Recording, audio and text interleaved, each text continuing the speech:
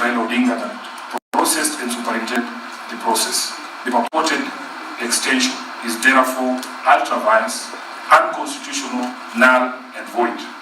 Be that as it may, we have also held the position that whether or not the MOU had been implemented cannot be a matter of conjecture. If abductions and extrajudicial killings stopped after the signing of the MOU, we would all know because we all live here. If counties have received 450 billion shillings in shareable revenue in the current financial year, we would all know. If indeed Ruto and his government honored their pledge to respect the identity and integrity of political parties, it will be obvious to all of us. Today, we wish to present to Kenyans a full report detailing the failures in implementation of the 10-point agenda, breaking down each agenda item and the falsehoods used to wrap them. Indeed, we have noticed that at the tail end of its mandate, the committee suddenly started traveling across the country, purporting to be conducting public participation. Yet the resolution to the 10 agenda items lays squarely with the regime of President William Ruto. Our expectation was that the committee would be domiciled at State House, seeking answers there on a daily.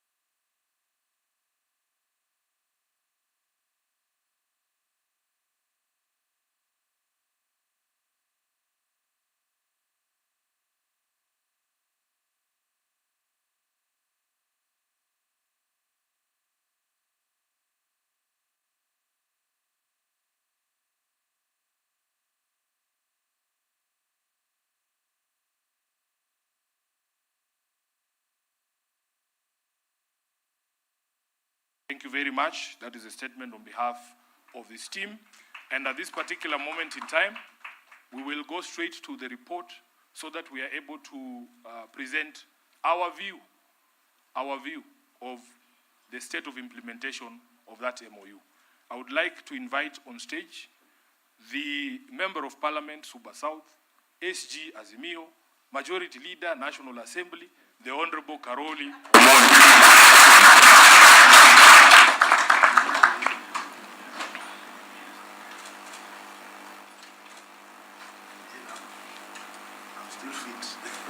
Thank you. Karoli, the meeting has given you 15 minutes to go through the report. Thank you. Asante sana, Bwana SG. Good morning, everybody. I'm very happy to be here this morning, and I have with me what was launched yesterday here and what we are launching today. And the difference is amazing. Not just in terms of presentation, but in terms of the contents and details. 15 minutes, try and make good use of them.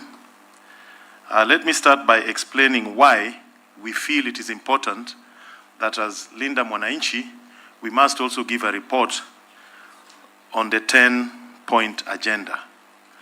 First, we are here to defend Baba's legacy. That is why we are doing this. It is so important for us. And I think it is important for Kenya and those who have been with Baba all along in his quest for a better Kenya. This particular document has Baba's signature. So it is important that people get an accurate, truthful, independent, impartial, and correct report on what is being done about Baba's commitment to Kenyans when he signed the 10-point agenda. We are here to make sure political fraud is not committed on Kenyans in the name of Baba. That is why we are here. We must protect Baba's legacy. That is our duty as members of ODM, as members of Linda Mwananchi, as people who worked with Baba. Secondly, whether it is NADCO or whether it is the 10-point agenda, these documents were made in the name of the people. So there must be a people's report, not what you saw yesterday, a conspiracy of some sort. The people themselves must give a verdict. And what we are going to give here today is the people's report on what they think on the implementation of NADCO and the 10-point agenda. And finally, we all have national values in our constitution. There must be accountability. When leaders make certain public commitments, they must be held accountable. what we are trying to do here is to hold those who signed this to be accountable to Kenyans. So people may ask, how did we get about in compiling this report? What was our methodology? We did exactly what is expected in a situation like this. We had broad surveys, we contacted people by phone, by email, we asked questions, we engaged with the public. What do you think has been achieved on these particular issues? NADCO had 10 points, 10-point agenda had 10 points. So Kenyans have given us feedback. It is this feedback that we are now communicating to the rest of the world so that people can understand this. We looked at government records. We reviewed records in parliament, which bills have been passed that were supposed to be anchored on either NADCO or on the 10-point agenda. We looked at what has happened in the executive. How are they conducting executive business? Are they complying with the 10-point agenda? We looked at the judiciary. What decisions have been made in terms of the rule of law and constitutionalism? And we looked at the reports of other independent organizations, especially those in the civil society like Oxfam and the rest of them. So what we are presenting to you here is not something we just sat somewhere and created. It is a product of a consultative process, a scientific process, and with very good methodology. Now, how does our report relate to what was released yesterday? Let me start by telling you people the joke of the miniskirt. How do you define a miniskirt? A miniskirt should be long enough to cover the subject matter, but short enough to arouse interest. So if you look at what was launched yesterday, it is inimically short on substance. In fact, Mheshimiwa Obadia Barongo and Clive Gisairio here was laughing at their report on leadership and integrity. And since we are not propagandists, we are just people who like to give people correct information. If you look at their report on page 13, this is the report on leadership and integrity. It has 2 paragraphs. First paragraph has 15 words. Second paragraph has 35 words. 50 words on leadership and integrity. So their report is short on imagination. It is short on facts, short on truth. It is basically something that is designed to mislead and misinform. If you look at ours, you can count the words for yourself, the paragraphs, so that you get an accurate representation of what it is. Secondly, we are here to separate facts from fiction. There was a lot of fiction yesterday. And we want Kenyans to get involved in politics with facts. So we will present to you the facts, and you make your judgment. And we will invite other players, civil society, to make also their own report. So you can compare their report, our report, and the civil society's report, and other people's reports, and your own report and your own judgment as a Kenyan. You must also understand that this particular agenda was time-bound. There were key performance indicators which were to drive the political engagement that was being mooted between UDA and ODM. I use the word mooted informally because it was not yet agreed. Baba had made it very clear there'll come a time when we review the union based on these key performance indicators. Then we decide whether to proceed or to withdraw or to do something else. Yesterday we were being told that this was not time-bound, that this can be implemented ad infinitum until the world ends. And you saw there was a lot of confusion. You didn't know whether UDA was representing a report on their manifesto or they were doing the 10-point agenda. You didn't know where it started and where each ended. So we will not allow them to corner us, that they set their own exam, they write their own exam, they mark their own exam, they award themselves marks. We cannot allow them. That does not happen. So we are here as the people to give them a record. Now, this report, I'll just give you some highlights, and I'll not go into details because they'll all be presented. But let's take the issue of audit of the 2022 presidential elections, what we called opening the server. There was an item like that. No work has been done on that. To date, people are asking IEBC, and we are asking them again here. If you do not address the issue of technology, not just the technology itself, but whoever supplies that technology for purposes of the next general elections, then what have you achieved? That was here. It has not been done, and they were too afraid to address it there. Nobody talked about it, opening of the servers. Did you hear anything about that? Confidence in the IEBC. They bragged that IEBC has been reconstituted. But ask yourself the question, has the new IEBC inspired confidence in the people of Kenya? When there are questions on how the selection process was done, when there's ultimate suspicion of close personal and other connections between those who are put into IEBC and those who are holding high offices in government and influential positions even in ODM, there are issues that must be addressed. So we wish IEBC well, and we are going to support IEBC, but we cannot bury our heads in the sand that there are no credibility questions. So we need to discuss these things. The cost of living crisis. They talked a lot about cost of living crisis. But I want to ask you and ask Kenyans, do you feel better off today than you were 3 years ago? That is a question they ought to have answered there. Does your shilling buy you more today or less than it did 3 years ago? Those are the questions that people and Mwananchi want to know.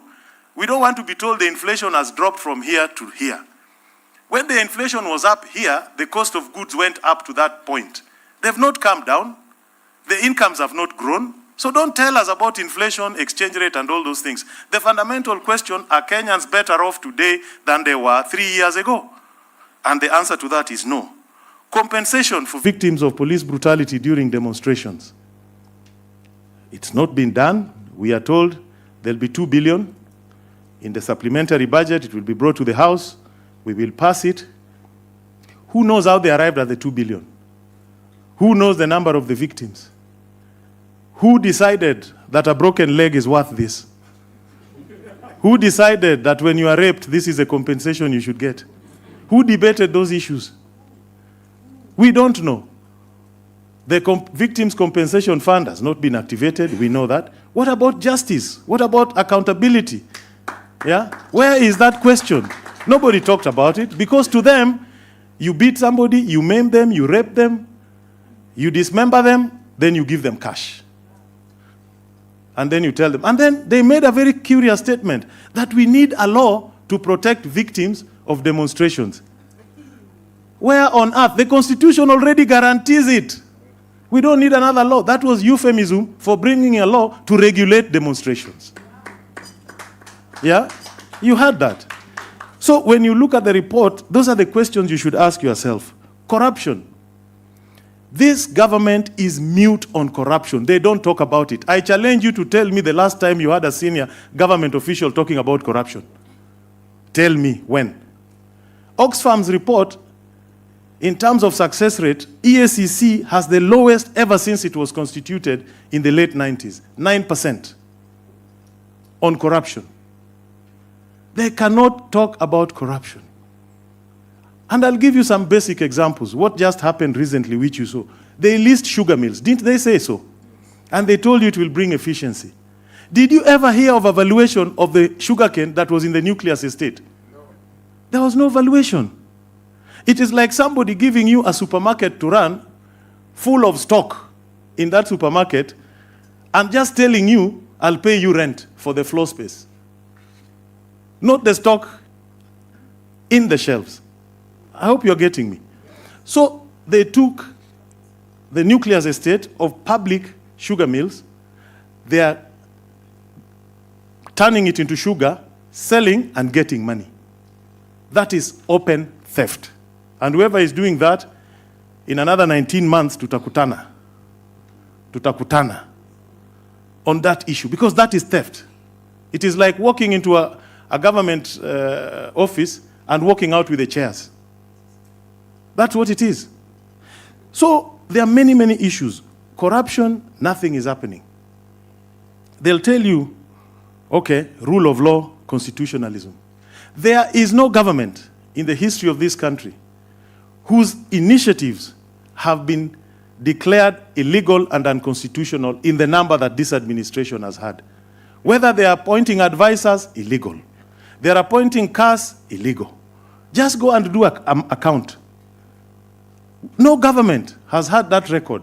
Everything they touch, illegal. This, illegal. That, illegal. So where is constitutionalism? Where is the rule of law? So my friends, we have a lot of work to do, but to basically tell the Kenyans the truth and to ask them that if you truly cared about Raila's legacy, then please, this is not the way to go. This is fraud. This is unacceptable. This is not what Baba wanted. And this is just part of the scheme, to confuse Kenyans. And I hope when they'll have an opportunity to read our report, which is here, they will know the truth. Thank you and God bless you.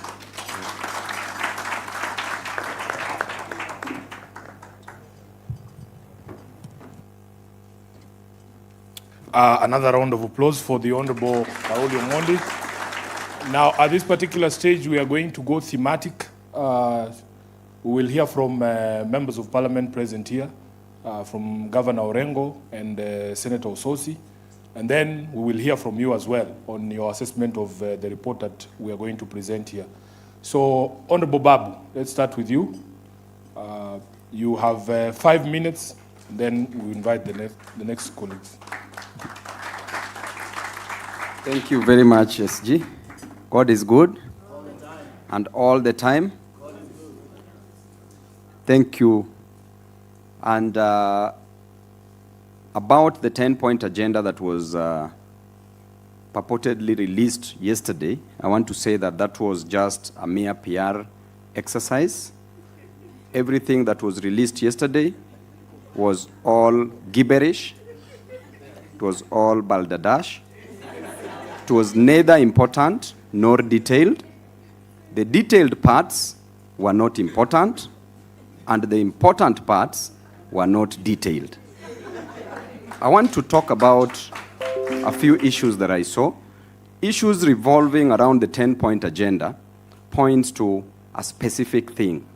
Jobs, jobs, jobs. Jobs for the youth, jobs for our women, jobs for our men. This nation, we were promised jobs, that we would get jobs to a tune of around 1 million jobs annually, per year. What are we seeing in return? Just PR exercise. With the issue of the jobs, because of lack of jobs, the youth are going on the streets. Because of lack of jobs, our people are suffering. People are opposing this government simply because there are no jobs that we are supposed to give to our youth, men and women in this country. We look at the important things that must be done by this government to create jobs, and they haven't considered any of them. For us to have serious jobs in this nation, we must industrialize. There must be an industrial revolution, industrialization. But the capacity, when we talk about energy as a part of the infrastructure that we have in this nation, the electricity that we produce in this country, the cost is so high. We only produce around 3,800 megawatts that cannot support industrialization in this country. Then the president was telling us that by the year 2040, we should be producing only 2,000 megawatts of electricity by the use of nuclear reactants, nuclear energy. Meanwhile, our neighbor here in Ethiopia, in 2025, launched the Grand Ethiopia Renaissance Dam. That dam alone is producing 5,150 megawatts of electricity. Kenya itself is importing 400 megawatts of electricity from Ethiopia. That dam contains 74 billion cubic meters, the capacity. and was constructed at a cost of only 4.8 billion US dollars. Then we are being told that in the year 2040, we are expecting nuclear energy at a cost of 500 billion Kenya shillings.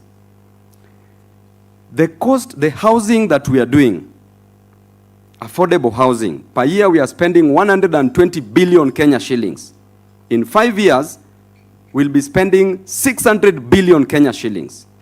Meanwhile, affordable housing is a private good, and the role of a government is not to participate in provision of private goods, but to facilitate consumption of merit goods like education and health, and also provide public goods like roads. So you wonder, where is our priority? Where did we go wrong as a nation? That what we want to achieve in 2040, Ethiopia has already achieved by 2025. So therefore, when it comes to issue of handling jobs in this nation, we are not ready. Electricity is very costly in this nation as compared to East African countries. So without that proper energy as part of the infrastructure, we cannot create jobs. And because of that, the youth will continue rising, and the youth will continue demanding not what is rightfully theirs. Lastly, on the issue of the public debt, we were being told so many things about public debt. Everything that was mentioned about public debt yesterday is completely out of place, is completely mere statements of puff and misrepresentation of facts. Yesterday, when they were talking about debt, we know very well that our Constitution in Article 229, Sub-Article 4, Paragraph G, gives the Auditor General the mandate to audit the public debt. And it states clearly that every 6 months after every financial year, the Auditor General shall audit our public debt. What happens in our nation? The system, the government, does not allow the Auditor General to audit our public debt. What is happening in our public debt? Right now, we have a debt of 12.3 trillion Kenya shillings. Out of that, 6.8 trillion is the domestic debt. Then 5.5 trillion is the foreign debt. Then every year we are paying 2.3 trillion as debt.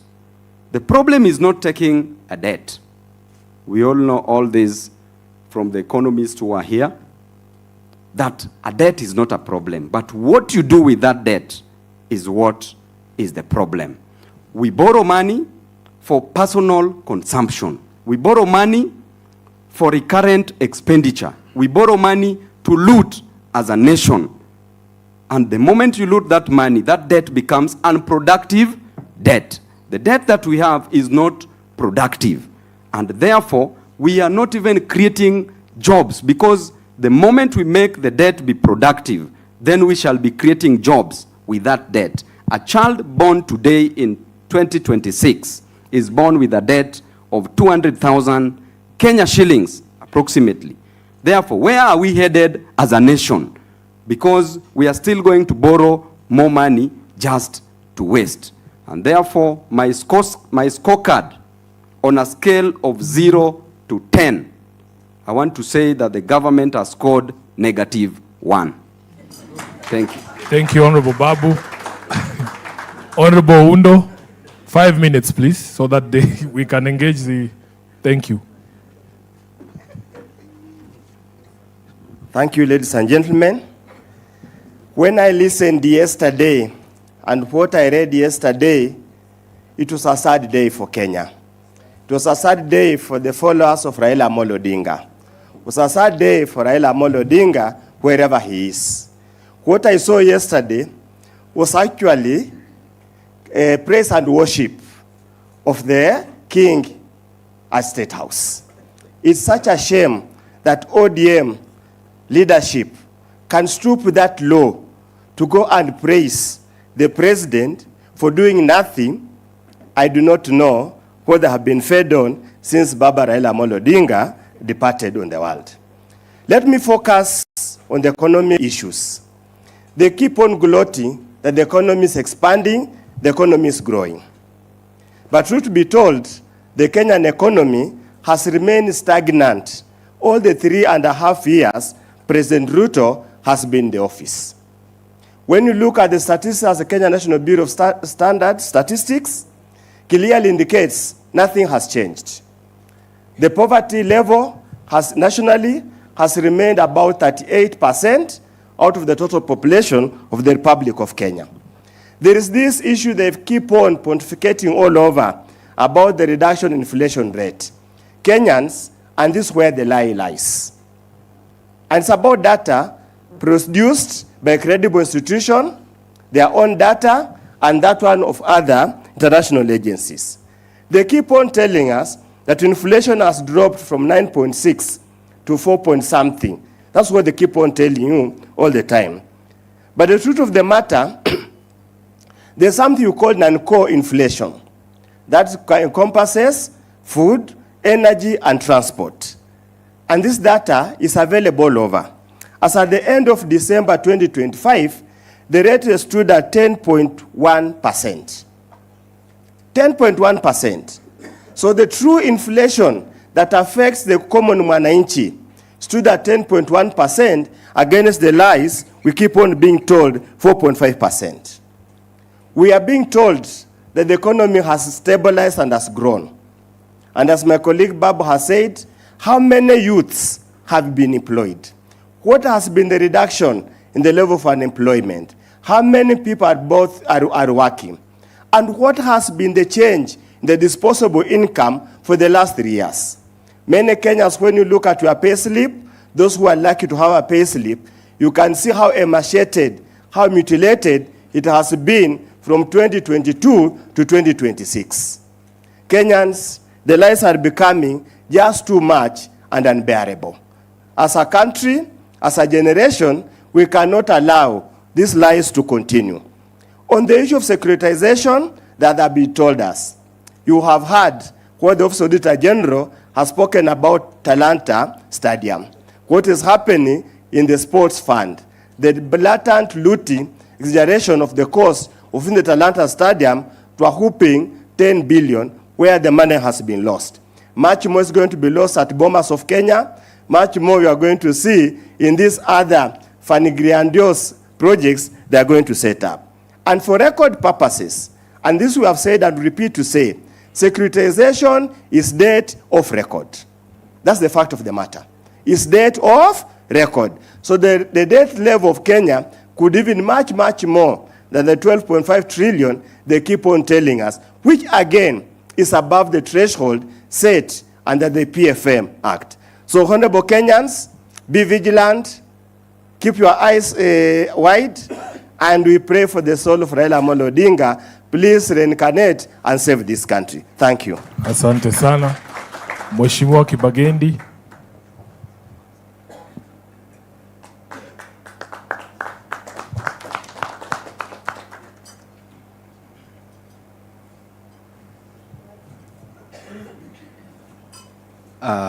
Thank you, my SG, and I'm indeed proud to be associated with this wonderful team, people who truly mind about our country.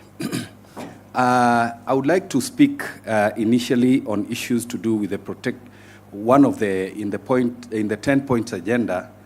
One of the issues we wanted tackled is the issue of protection of rights to assembly. You realize we are in political competition, and we need to have what I can call a dignified political competition.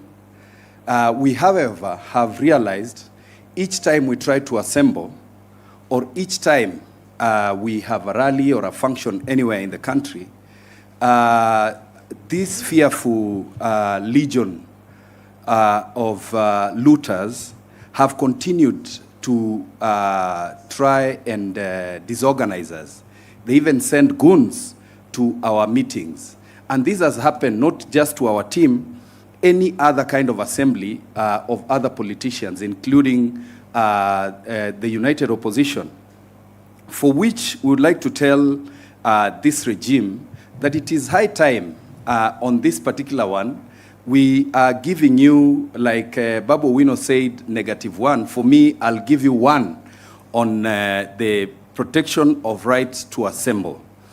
The other thing I would like to talk about is corruption, and focus for me will be around the Ministry of Health and SHA. You realize this is an area I've given a lot of attention, and you have seen me even at one point have a very intense altercation with the architect of corruption in that ministry, Honorable Duale. Honorable Duale constantly plays politics with the people of this country. You have seen the Auditor General has given reports, not once, not twice, whereby lots of money have gotten lost from SHA. And I'm here to tell you that I sit in the Health Committee, and I can confirm that we have a problem. We have a problem in the Ministry of Health, from personnel management all the way to how SHA is being run. We have what we call conflict of interest, particularly from the same architect of this looting, who is one of the chief suppliers in KEMSA. He is a provider of the system that has totally refused to work in SHA. And they are the people who ensure hospitals that do not exist or hospitals that do not offer services are the ones that are paid first. You know, this regime is allergic to truth.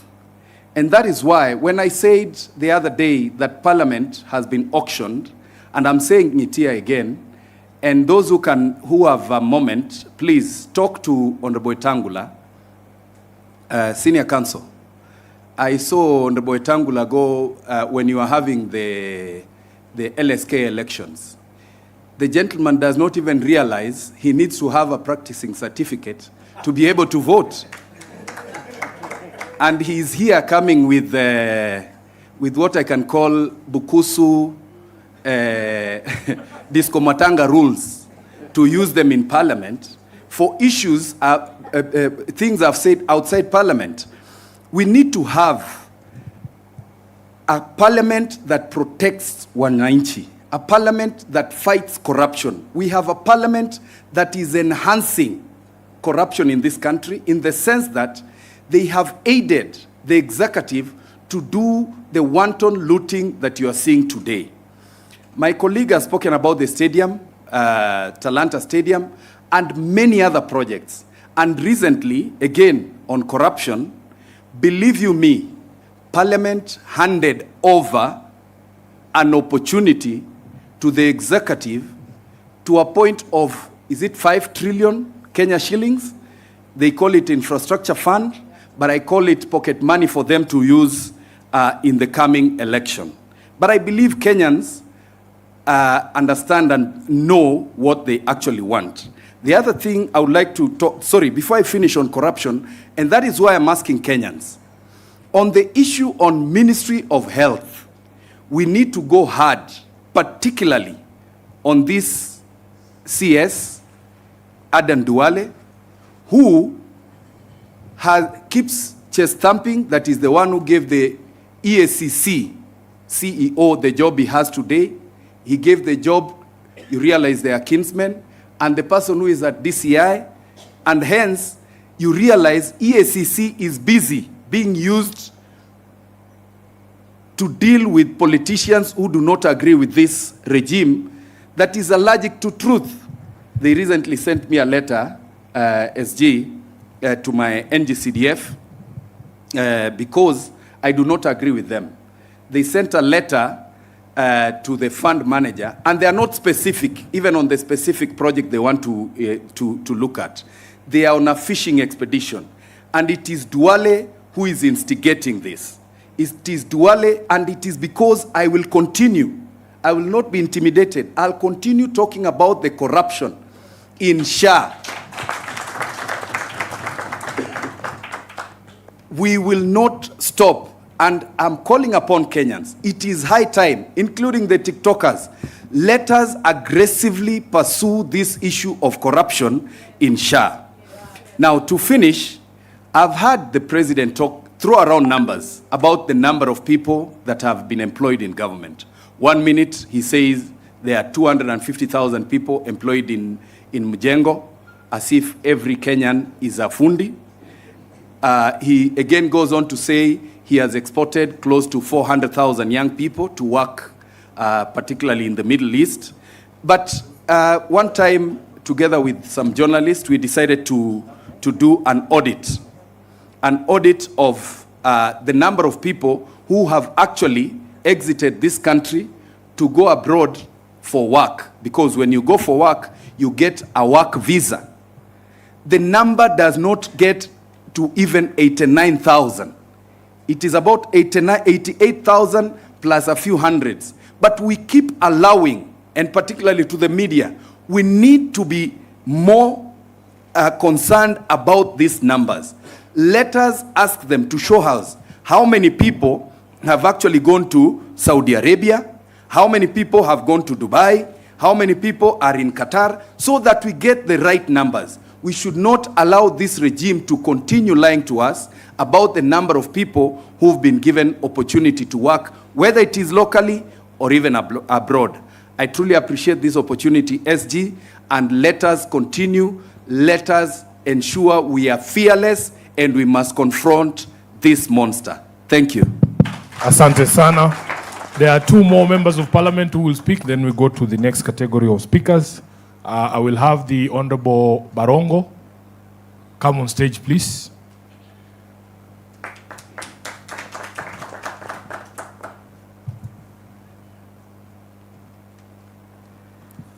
Thank you very much, Mheshimiwa Sifuna. My contribution on this topic today would be to speak about on point number 10, which is promoting sovereignty of the people and rule of law and constitutionalism. Now, dear Kenyans, I'm sure you have read in the sections of the media something that I would call passports gate. Kenya has been able to issue a passport to a gentleman related to a war general in a neighboring country.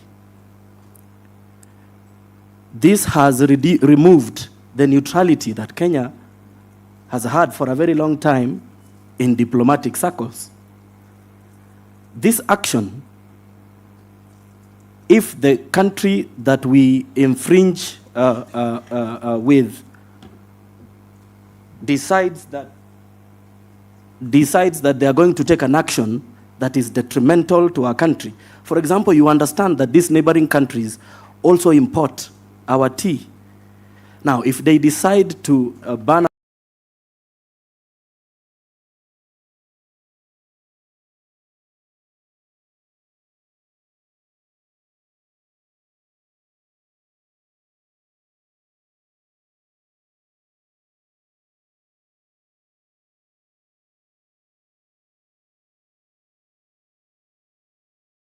left alone, and the neutrality that we for a long time enjoyed will disappear.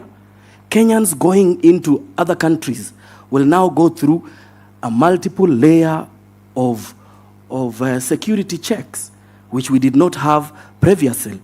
Does this really help Kenyans, or it leaves us poorer than we used to be?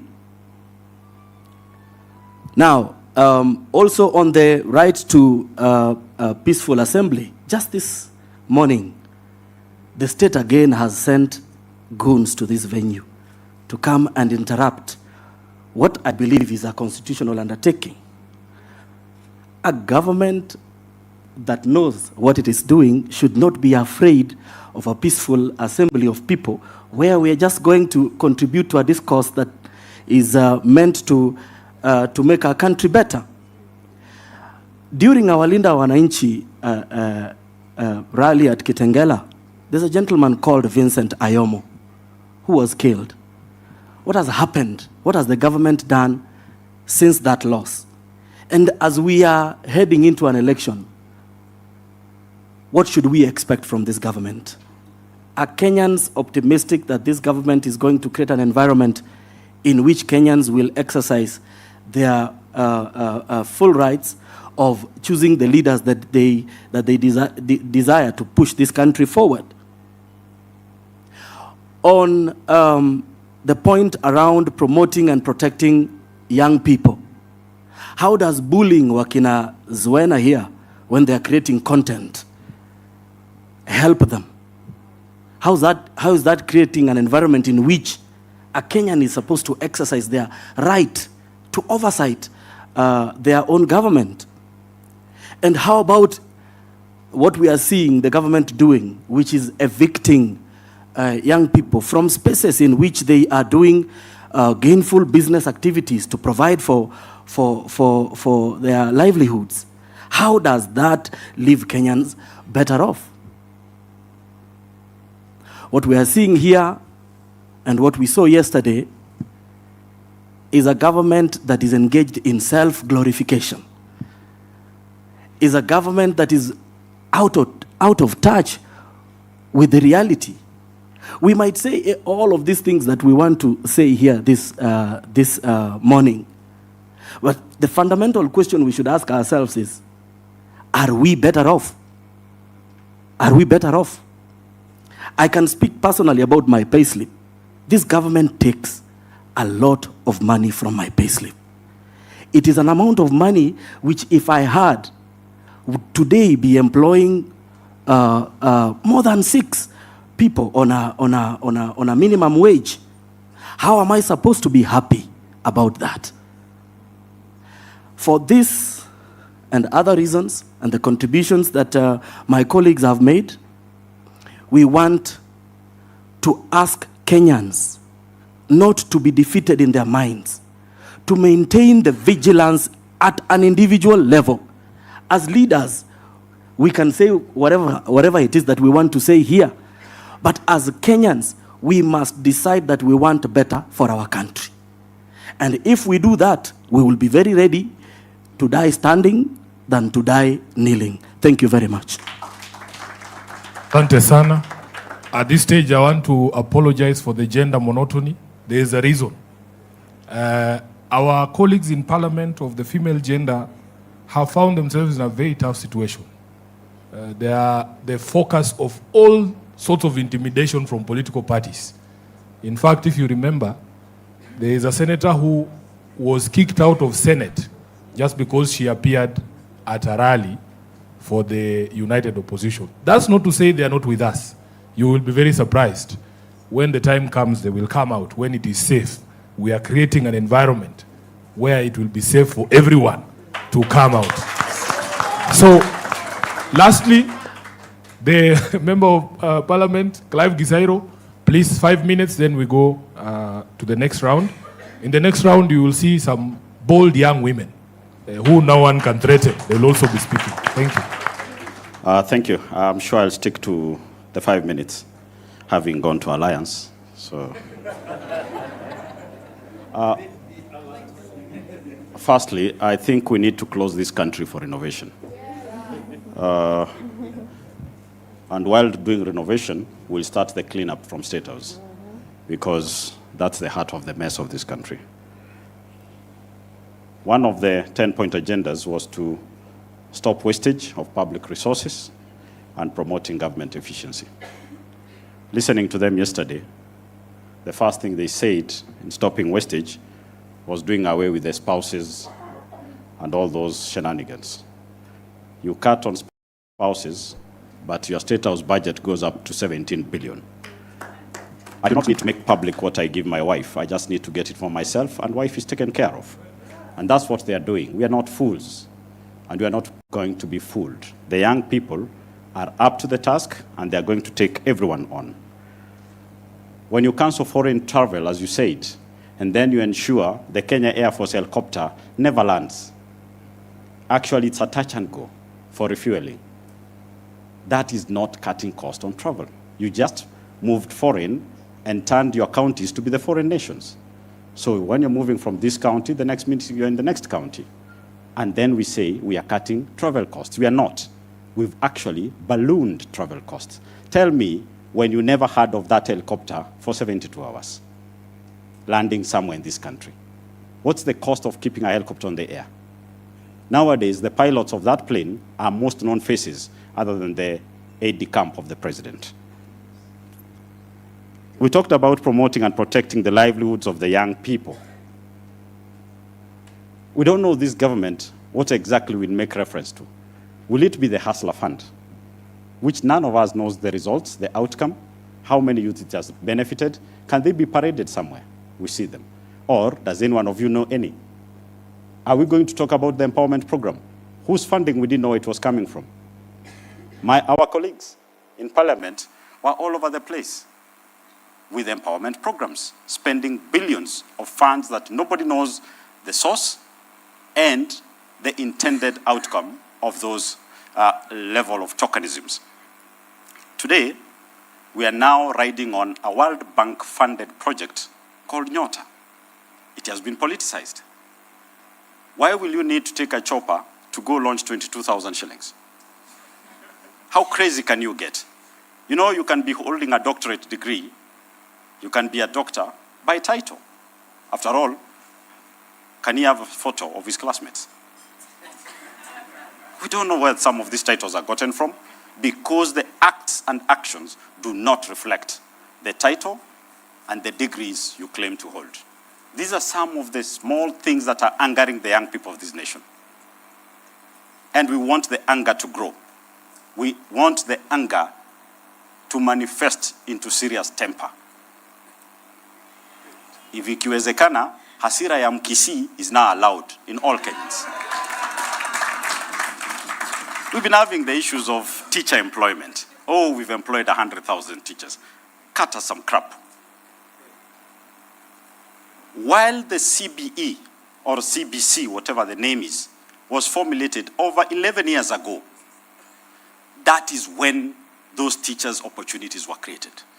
Because junior school was going to be there, you like it or not, and teachers had to be employed. So stop riding on things that were automatic. Even if we were to have a madman in that house, I'm not saying the one who is there is not mad, the same thing was going to happen. So we need to have a bigger discussion. A discussion that talks of facts and things that are actually new, creating opportunities for the young people. Yes, Talanta Stadium is good. But where will you get the talent to go to that Talanta Stadium if the stadiums in the villages are not anything to talk about? In my own county, we don't have a single stadium. So how do I promote and donate someone to come to play at Talanta Stadium? We are getting it wrong because we are so focused on not being Kenyans, but being Singaporeans. We need to be Kenyans. We need to fix the Kenyan problem. For those of us who want to be in Singapore, nowadays, if Singapore Airlines does not land in JKIA, we'll get it some hours to land there, pick some of them and go. When we're talking about protecting and strengthening devolution, they don't even know the number. They launched and said, in the shareable revenue this year, they're going to get 450 billion. While I sat in parliament, it's 420 billion. How do you get it wrong with 30 billion? Hata kama hesabu ilikushinda daktari. 30 billion is quite a big gap to get it wrong. Next time, get it wrong with 2 billion.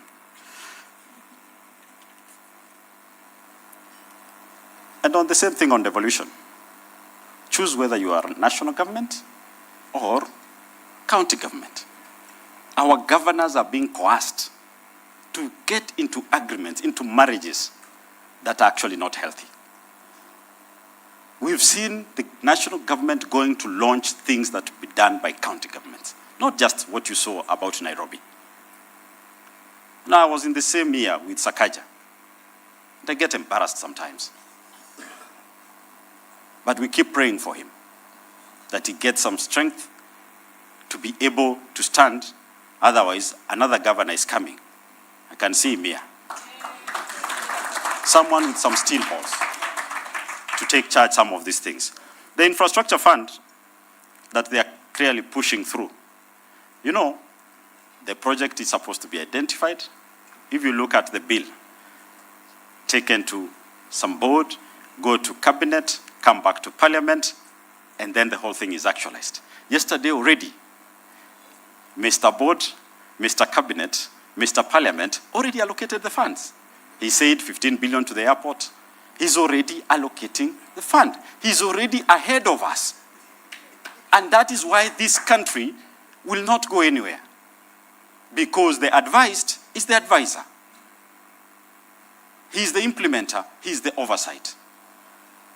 I pity my colleagues who've chosen to be in a great choir that sings more praises than they do on Sunday and Saturday. I pity you because you do not represent these people. And we'll stand. No one should tell you that we'll be cowed. No one. Sisi tuko tayari. We live by that spirit of Baba. Sisi tuko tayari. Thank you very much. Asante sana. Makofi ya Mheshimiwa Clive Gisairo. I think he has spoken very well. Before I call the next speaker, I just want to recognize a few leaders who are in the house. Kennedy Odhiambo Odis, thank you very much. Ahmed Khalif Amedo. Simama watu wakuone. Tom Madanje yuko wapi? Thank you sir. Mheshimiwa David Ayoi yuko na sisi hapa. Mheshimiwa Caroline Mayunzu yuko hapa. Kijana mdogo Brayo Yobra yuko hapa. Nimeambiwa Paulino Woko yuko somewhere. I have not seen her. Can she stand? Oh yes. Thank you for coming. The TikTok buddy is in the house. She'll come on stage kidogo aongee. Mheshimiwa Alex Matere is in the house. Kennedy Akidiva yuko hapa. Nimeona chairman wa ODM Nyandarua County. Anaitwa Dickson Manyara. Kuna chairman mwingine? Haya, kuna student president hapa wa UN anaitwa Valerie Sitawa. Mheshimiwa Rais karibu sana. Chairperson wa ODM Young Captains utafutwa leo, Juliet Osundwa yuko wapi? We want, hawa ni wale hawezi kutishwa. Wale watu hawezi kutishwa wako hapa. Asante sana. Haya, kuna UN Young Captains student leader Ian Brandon ako hapa. Karibuni sana, asanteni sana. There are more names I'm being given. Youth leaders wetu wa ODM naambiwa wako hapa ndio wanadumisha amani. Jaribu kuleta mchezo utajua ujui. Haya, tusikize Mheshimiwa Senator Osotsi, Senator wa Vihiga ambaye pia ni deputy party leader wa chama cha ODM. Karibu sana.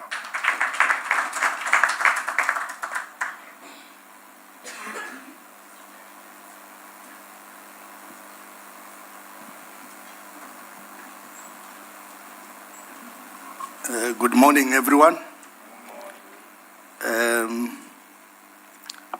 Let me start by saying that I'm very happy this morning because when I was seated there going through the two documents, the one prepared by this Kenya Kwanza government and the other one prepared by Linda Mwananchi, I could see that indeed Linda Mwananchi is the government in waiting. Because if you look at what these people released yesterday, then you wonder what they had been doing for a whole year. In fact, one of the resolutions of this gathering should be that Senator Zani-led committee should be surcharged for spending public money and doing nothing. But let me say this. During the funeral of our late party leader, Raila Amolo Odinga, I was given a chance to address the gathering. And I said that the greatest gift William Ruto was to give to Raila Amolo Odinga was not offering him a state burial, but implementation of the 10 points agenda.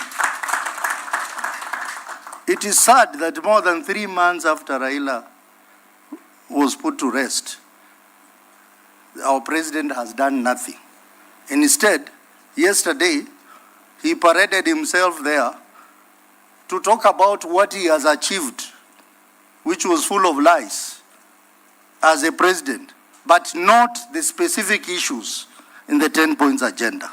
I am happy today, wherever he is listening to us or watching us, he can see we are now telling him what he should have done.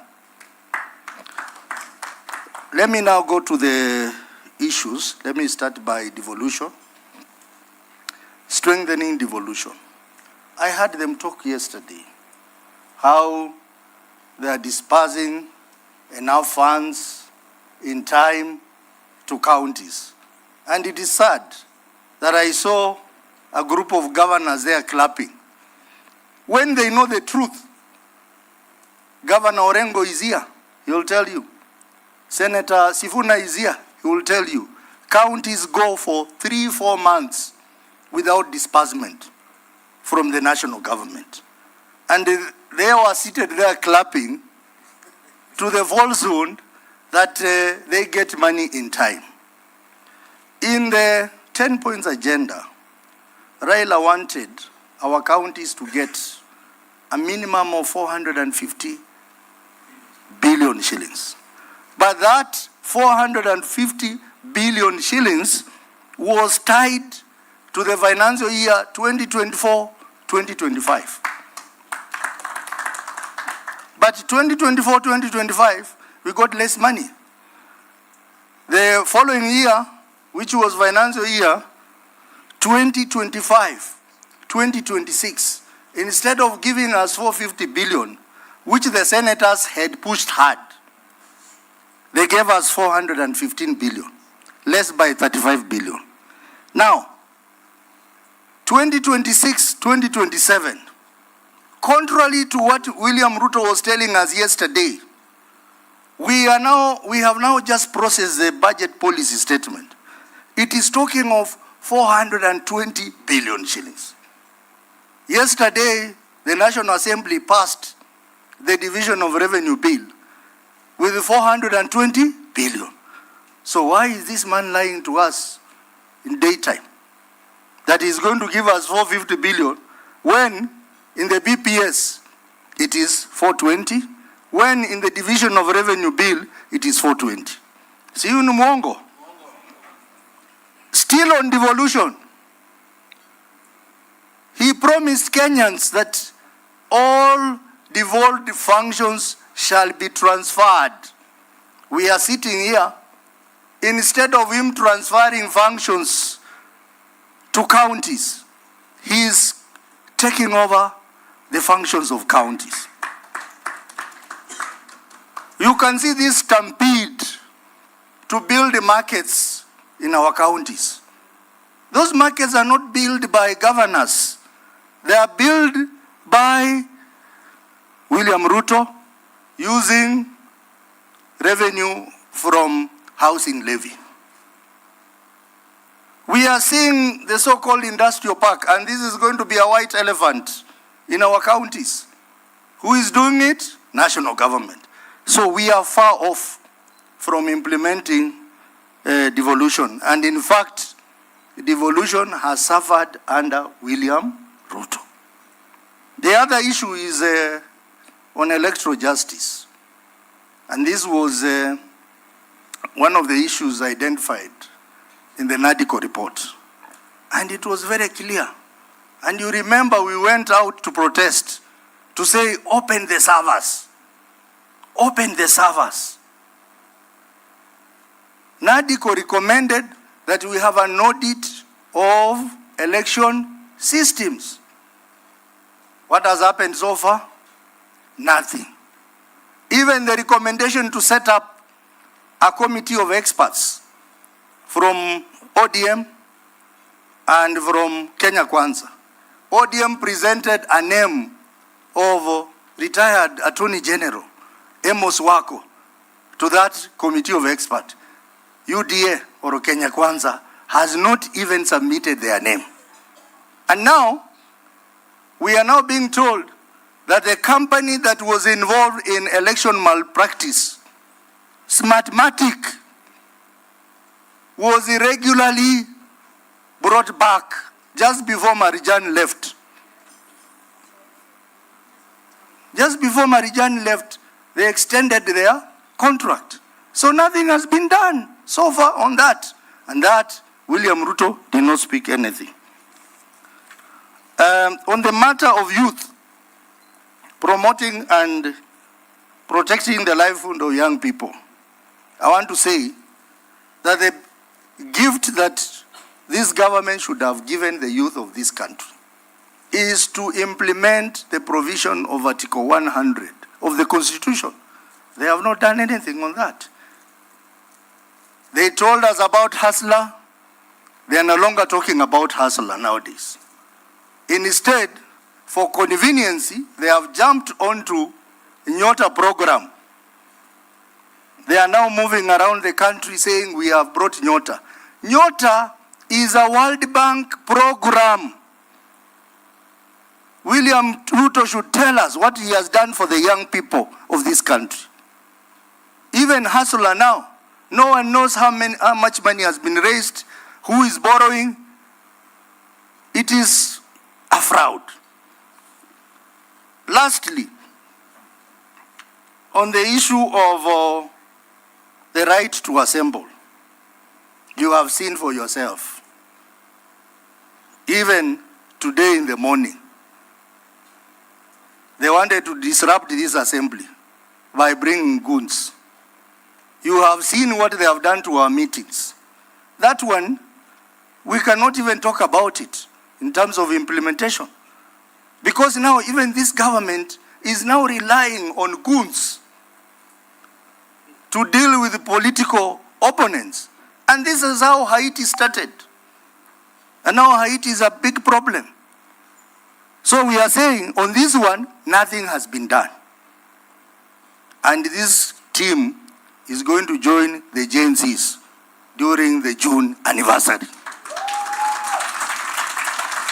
Now, on the issue of compensation of victims of police brutality, I want to agree with Mheshimiwa Omondi that how did they arrive at an arbitrary figure of 2 billion? How did they cost it? Because we are told over 250 youth were killed. How did they arrive at 2 billion? How did they do the assessment? We also have so many of our youth who are languishing in prison.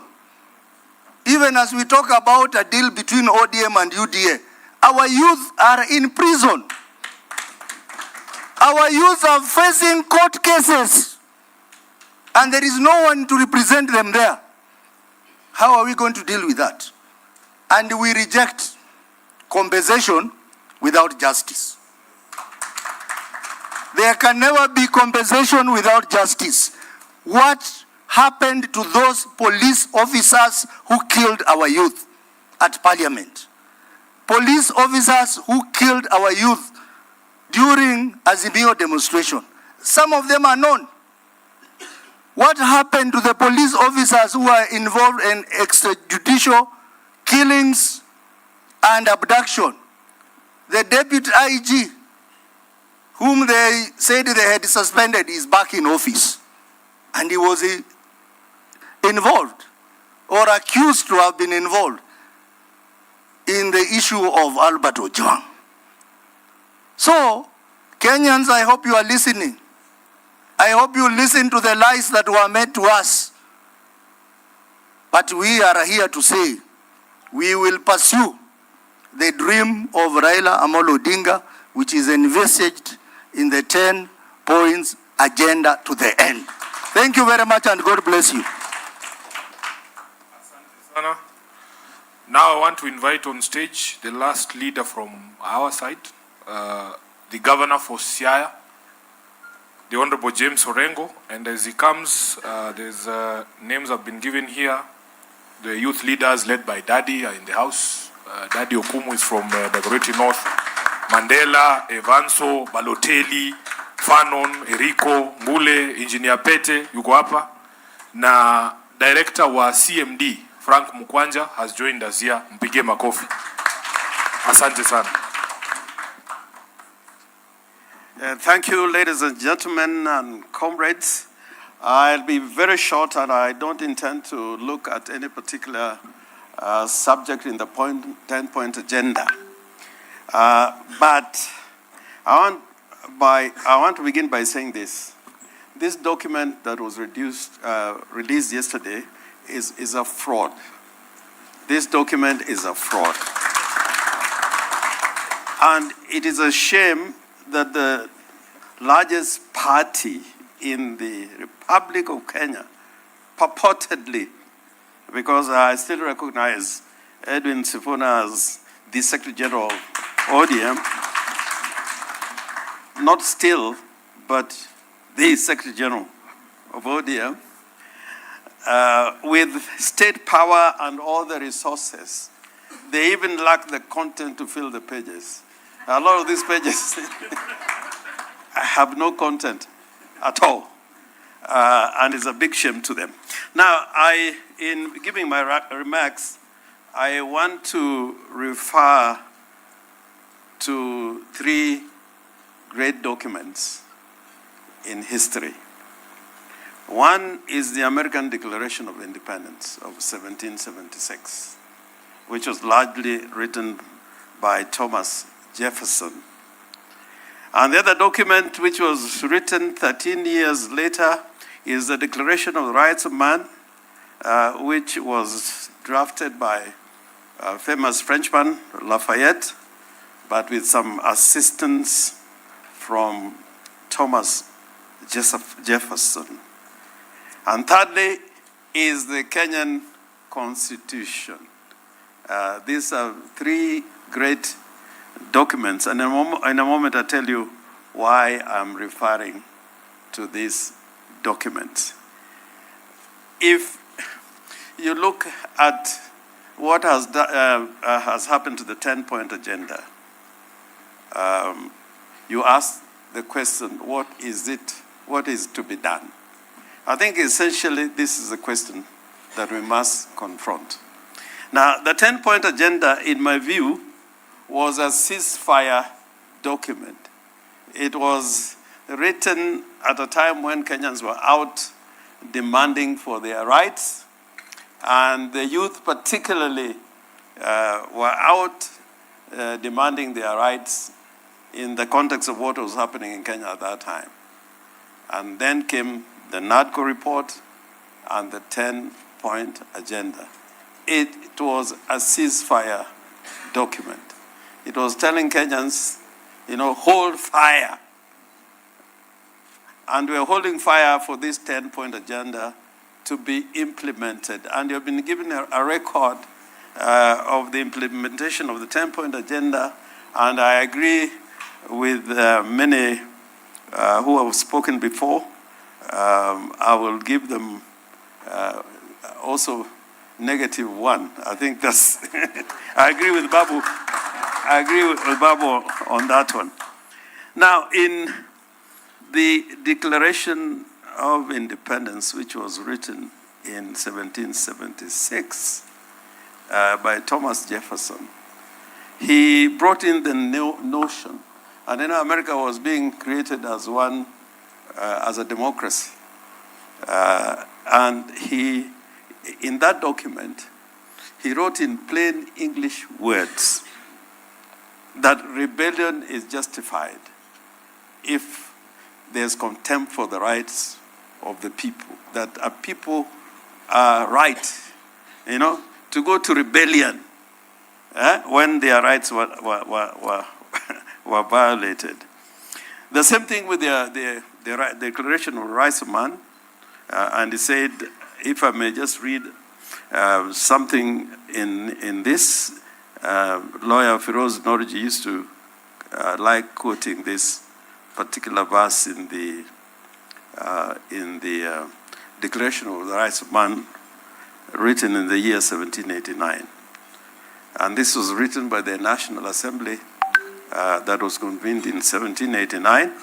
The representatives of the people of France formed into a National Assembly, considering that ignorance, forgetfulness, and I emphasize the word forgetfulness, or contempt of the rights of man are the sole causes of public misfortunes and corruptions of governance.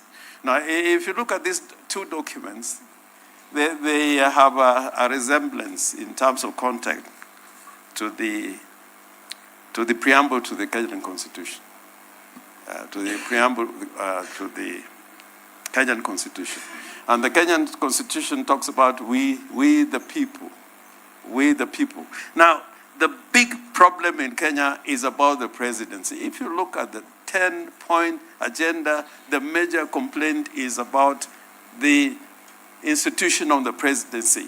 We have in Kenya today an imperial presidency. That's why there's a lot of complaints about abuse of power, extrajudicial killing, abductions,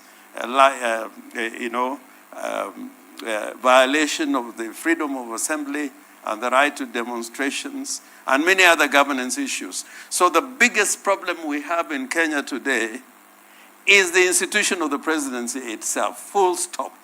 If we can do something about the institution of the presidency and bring it back to what it should be according to the Constitution, then we'll be dealing with many of the problems that we have today. And maybe what I can just say in a word, that the report yesterday was a call to action. It was a call to action. It was a call to action. It was a call to action. And that action is not going to be taken by governors, by members of parliament, by representatives of the various assemblies. It will be taken in the words of the Constitution, we the people.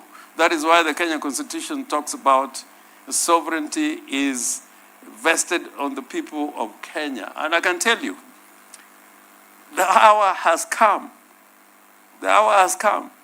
It is not 2027. It is now. The hour has come. This is the time to begin the process of bringing change to Kenya, a transformation. And that is not going to be done by Parliament, because our institutions have been emasculated. The courts cannot really drive change. It is going to be done by the people.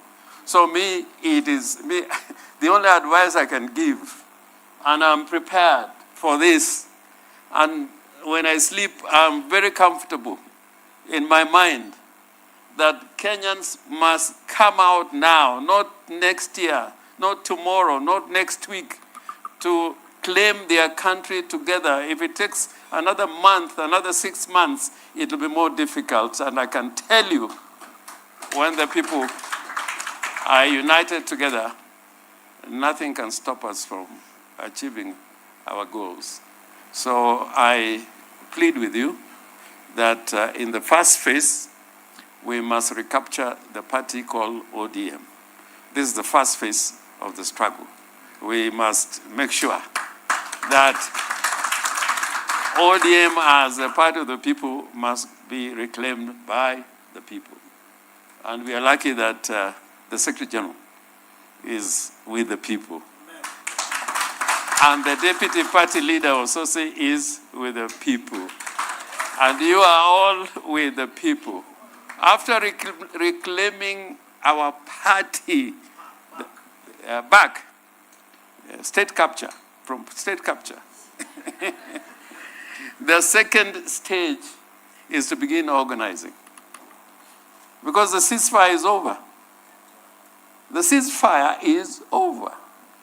And I can tell you there is no way we can have free and fair elections until people come out en masse to determine what type of elections we're going to have. If you leave it to Kasongo the way I see it, and with the constitution of IEBC, it will still be lamentations next year. So the hour has come, the time is now. Let us go out and reclaim our country back. Thank you very much.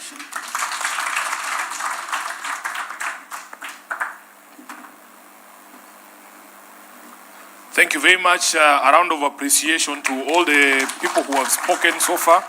We are doing not too well on time, but we will try and manage that.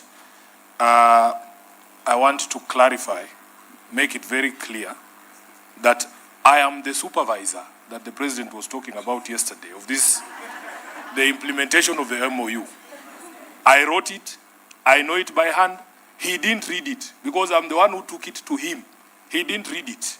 So I am the one who will supervise the implementation of that MOU. And I was made supervisor by my boss, Raila Amolo Odinga. If you want him to fire me as a supervisor, you talk to him. He's in Bondo. Yeah. So we are the ones who know what the spirit of this document is. And as the governor has said, there is no longer any document binding us with UDA. It expired on the 7th of March. We have said that that extension is illegal. And therefore, nobody can tell us that there is any other relationship that we have. I also watched with a lot of consternation that people would sit in that room and just listen to blatant lies and clap, actually. We want to remind those governors as senators, because they always come to us, Governor Orengo, saying, oh, Sifuna, you and the Senate must push for more resources for us. And then they can sit there. They come and even complain that the disbursements never follow the disbursement schedule that is passed by the Senate, that they are 3-4 months behind in their allocation. Then the president is lying in your presence, saying that disbursements are up to date, and you are there just seated clapping, waiting for Sifuna to defend you. You know, some of these things, Governor, they don't make any sense. Devolution is under threat. I will just mention a few things that have already been mentioned. It is a blatant lie. They brought a document called a budget policy statement. We processed it. The figure there is 420 billion in this financial year. A paltry 5 billion shillings extra for devolution from 415 billion in the last financial year. And then you as a governor, having read that document, knowing your members of parliament in the National Assembly have already passed the division of revenue at 420. Somebody is telling you they will give you 450, and you are clapping. I think the problem in Kenya is worse than we thought. There is a very big problem somewhere. Now, let me tell you about my own seat in Nairobi. Baba's intention was to make sure that every function that is designated as a devolved function is actually devolved to the counties. The national government continues to hold functions that they have no business holding. And as Ososi has said here, instead of honoring the legacy of Mzee, because Baba was called the father of devolution, by ensuring that we actually fully devolve all these functions, the county government, the national government is actually snatching responsibilities of a county government. They spoke about the 80 billion that he likes to throw around saying he's helping Nairobi. First of all, the national government owes Nairobi over 100 billion shillings. All they need to do is to pay us our money. Just pay us our money. Instead of somebody giving you 100 billion, they give you 80, then you clap. There is something fundamentally wrong in this country. Then, Baba was very clear about the existence of these national government institutions doing county functions. For instance, he was very clear that it is time to disband Kera and Kura. They wanted them dissolved, and that money that they used to build roads handed back to the county governments. That has not been done. Finally, as a leader of a political party, I wrote in that MOU that William Ruto's government will respect the identity and integrity of all political parties because we are a multi-party democracy. Because he didn't read it, he doesn't know that it is there. What he has done to my party ODM, I can speak for Baba. Baba will never forgive Ruto for what he has done to ODM. ODM today is unrecognizable. ODM is unrecognizable. We used to be the party that fights for the people. We used to be the ones representing the interests of the people. Can you really see the representation of the people in those dances we are being shown on TV called Linda Ground. And that is the doing of William Ruto. He has supplied resources outside party channels,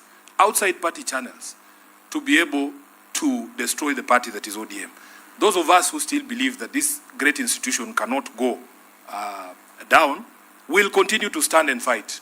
Some of you, I hear you telling me, oh, Sifuna, leave ODM, you go and form another party. We are not leaving ODM. This party belongs to all of us. We have to fight for this party, bwana. Watuue tu kama watatuua, lakini tutakuwa hapo ndani. Hey, baba hakulea waoga, as I've told you. And we have all contributed to the standing of the party. You cannot tell Karoli to leave ODM. He's the owner of ODM. Hey, we are all owners of ODM. All of you who pay taxes. ODM is a taxpayer-funded institution. All of us have a stake. Even if you're not a member of ODM, you have a responsibility to fight for these great institutions of democracy, such as political parties.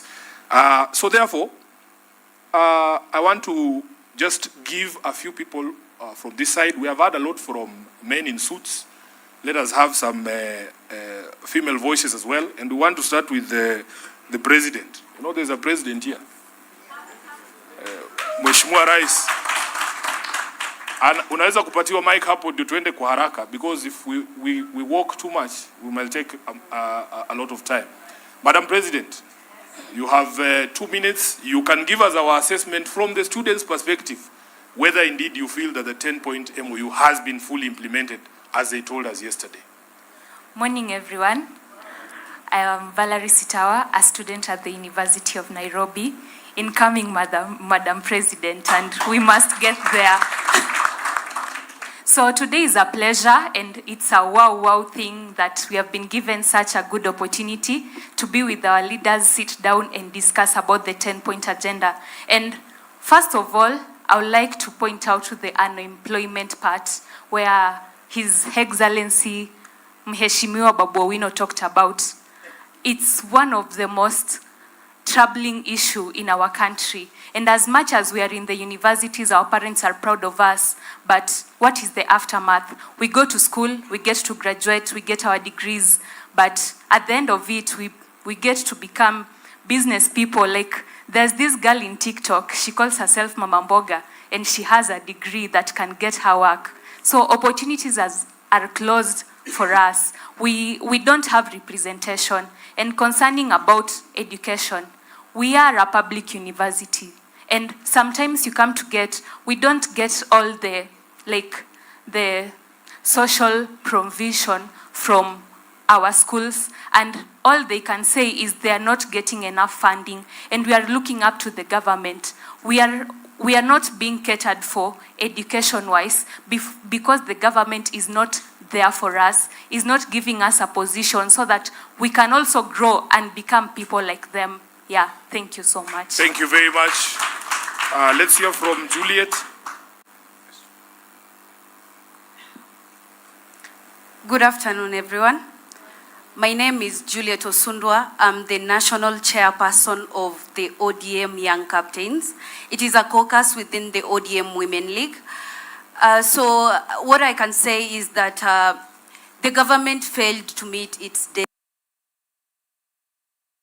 And when I heard what they were talking about yesterday, that the 10-point agenda is on track, I was shocked. I was surprised because everything has not been met. When you look at the cost of living, it's still high. We, the young women, we are affected. There is still unemployment.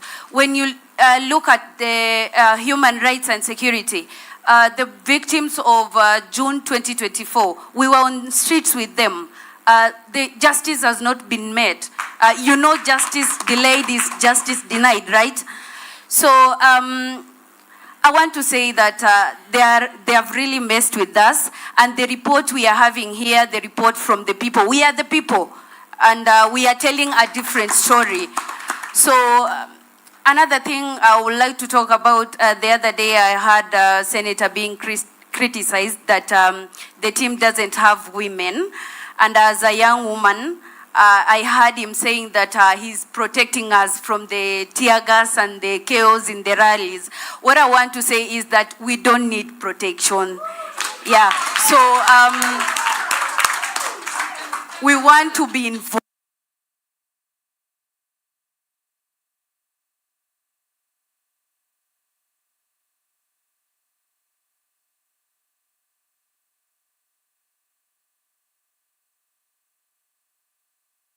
Much.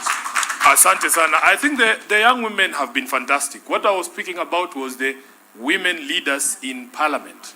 That's why I was telling you, you can see the front row here is a bit heavy on suits. Let's hear from Abby here, and then we continue with the female session. I think we need to allow as many as the men who spoke to also.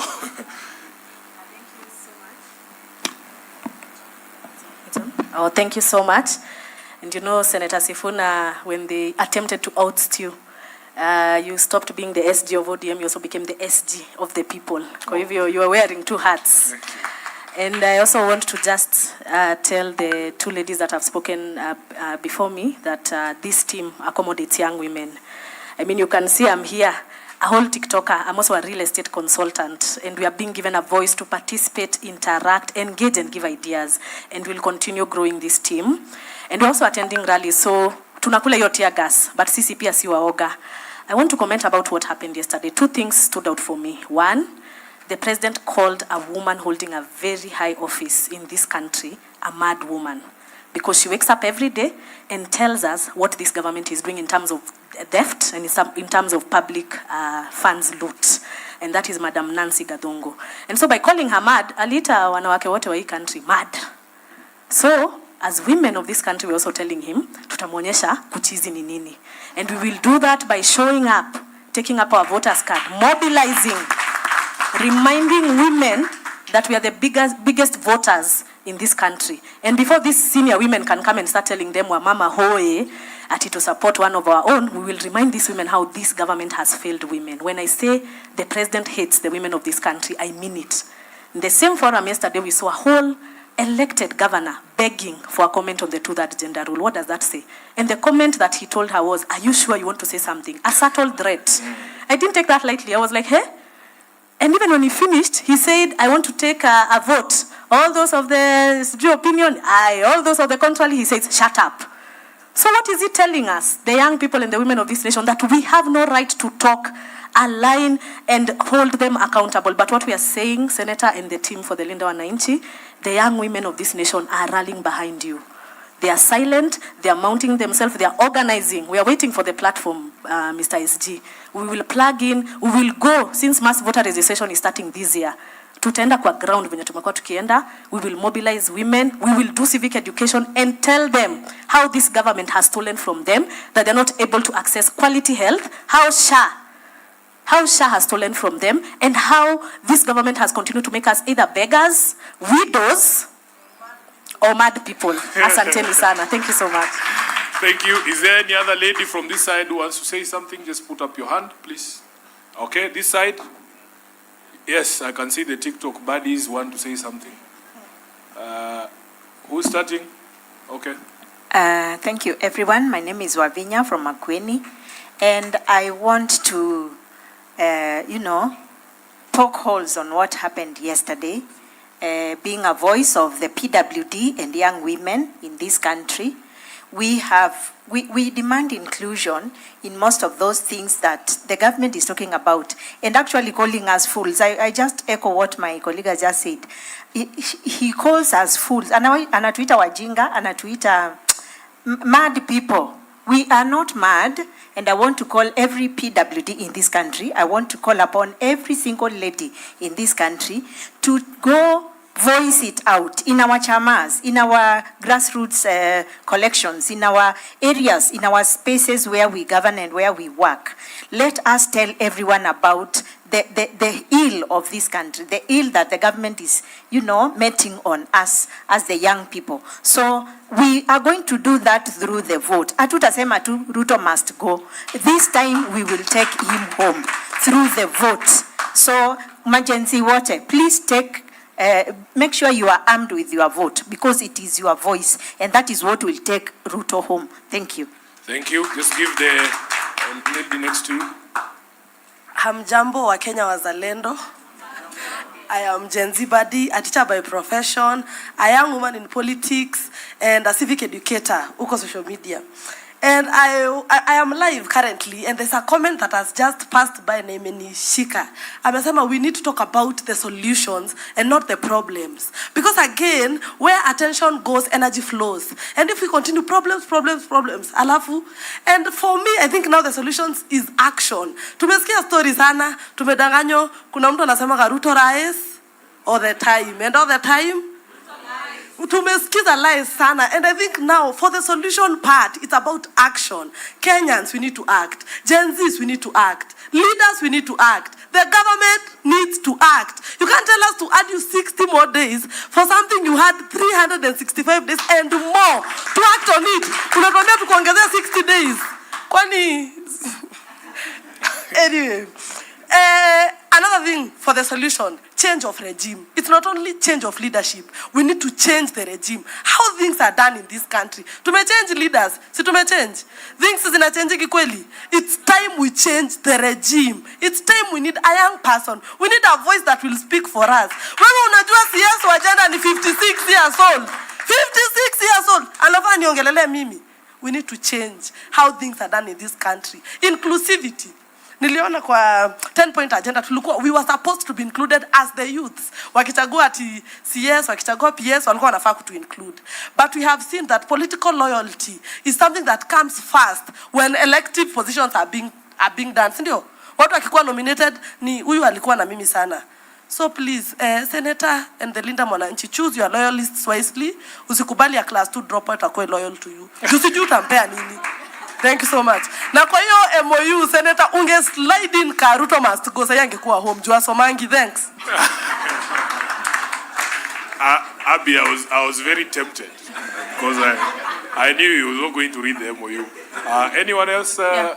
Yes, please. Let's be brief. It's afternoon. Yes. My name is Noela. I'm an event consultant and also a political analyst and a civic educator. There is one thing I picked from yesterday about the self-proclaimed ODM party leader. As a Kenyan, when you talk about compensation, to me, I look at justice first, not money compensation. Oburu said one thing and said, si lazima compensation sio lazima. Does it mean that justice pia sio lazima? I asked myself, nilikajiuliza, did he just say that? So, Senator, iyo maneno, justice first. Compensation is about justice, not money compensation. Thank you. Thank you, and you're doing a good job. I see some of your content. Are we done with the ladies? No? Let's go. Oh, there's more. Good afternoon. Good afternoon. My name is Paulina Woko. I represent the National Women's Steering Committee, where we are dealing with issues of equality, issues of empowerment for the youth and for the women. And for me, I want to address 2 issues. One, when we gained independence 63 years ago, we wanted to fight disease, education, and poverty. It's sad to say that we are there. We are still there. 63 years later, we are still there.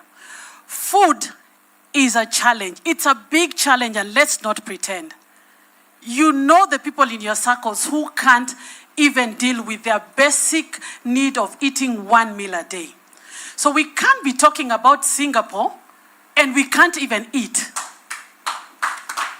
Secondly, the issues of women equality and women and youth representation is very paramount. All these things in the 10-point agenda are well anchored in the Constitution. For me, the 10-point agenda, I took it shingo upande. Because if you look at all those things there, they are well addressed in our Constitution. What we lack in our Constitution is the implementation. What we need to do is to implement the Constitution fully. I would not be standing here to talk about women and youth leadership. I wouldn't be. And talk is cheap. Let us practice what we preach. I look at the Linda Mwananchi group, the leadership. there is one woman. We are not serious.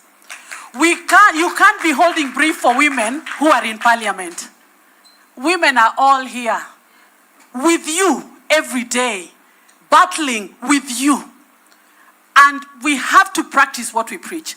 If we say we want women leadership and youth leadership, let's see them sitting on that table. We will not hold brief for those who are not there. You gotta be present to be recognized. Asante sana. And women and youth, jitokeleze. Don't sit there and say, remember me. There is no remembering me. Be present. The tear gases, we enjoy them. And we will be there. Thank you. Asante sana. I think I like that fire and spirit. The last category we want, there's one more lady. Yes, close for us in 1 minute, please. Then tusikize wazee pia, si ndio? That mic is not on, Kimberly. No, just there's a reason you need to. Good afternoon, everyone. My name is Kimberly Grace from the University of Nairobi. Mine is to give a comment. Senator, I met you when I was that young girl, Pile Caucus here, young captain.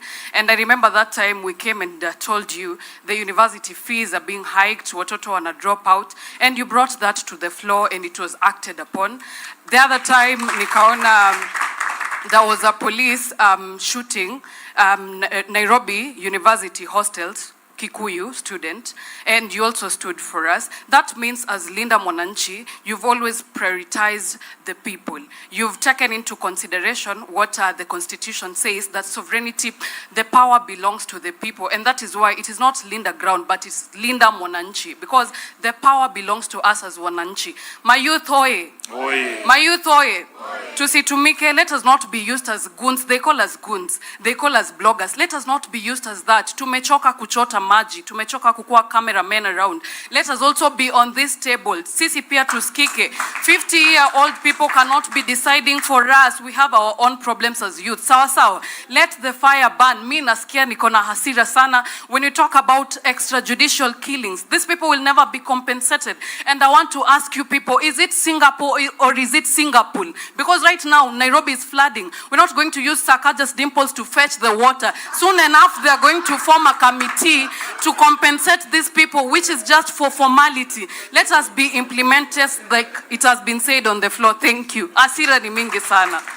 And just to remind you, because the IEBC is running out, Pale University of Nairobi opposite, there is the anniversary towers. I've been registering students for the sake of Hon Perpetua, but it is our own responsibility. Youth for youth, sindio. Tuende pale ukiwa CBD, take that one person mwenye haja register, mpeleke pale a register, because our voice is lying in our vote. Sawa sawa. Thank you so much.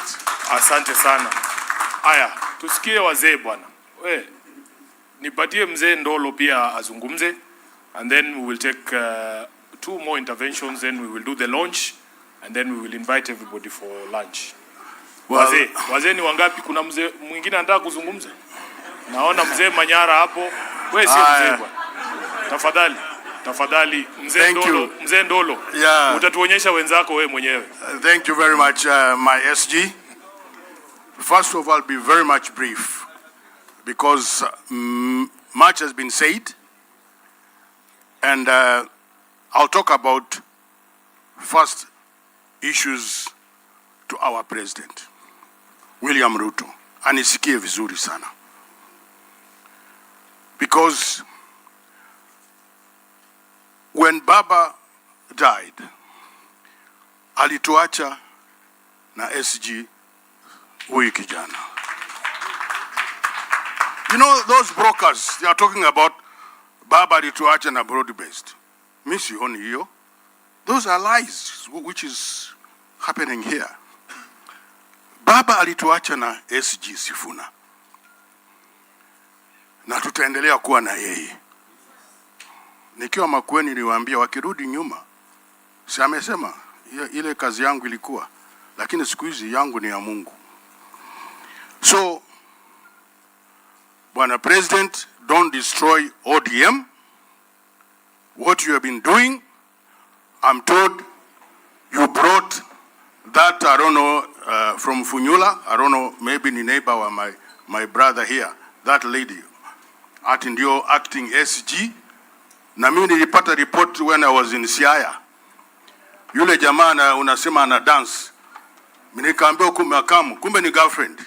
Sasa unataka kutuletea girlfriend ya makamu ndio akuja asimamie ODM? No. Asante. Haya, mzee Manyara. Nikimalizia. Okay. Kwa party leader wetu. Kwa party leader wetu Oburu. I saw him just a few weeks ago. Yeye anasema ni youth. Si alisema? Ama akusema? Yeye ni youth na akachukua msichana ingine anasema weka mawe. Weka mawe. Umesikia? Na sasa yeye is a youth. Anataka kufukuza mayouth wetu kama kina Sifuna kwa chama. Kina Babu Owino. Kina Kibagendi. Unataka kufukuza mayouth. Na wewe unasema ni youth. Mambo gani hii? No, hatutoki. Asante. Mheshimiwa Ndolo, sisi hatuna shida na mtu yote kwa chama. Kama unataka kukua SG wa chama, uwe mwanaume, uwe mwanamke, uwe kuwe girlfriend ya mtu ama sio, unaweza kufanya hiyo kazi, bora tu ufuate nini? Sheria. Si ndio? Sheria tu ifuatwe. Kama wanataka kiti ya mtu yote, watangaze uchaguzi, watu waingie kwa debe. Hiyo sio mbaya. Haya, Mheshimiwa Manyara. Thank you, our SG. Majina ni Dickson Manyara Mwangi, mwenyekiti wa chama cha ODM County ya Nyandarua.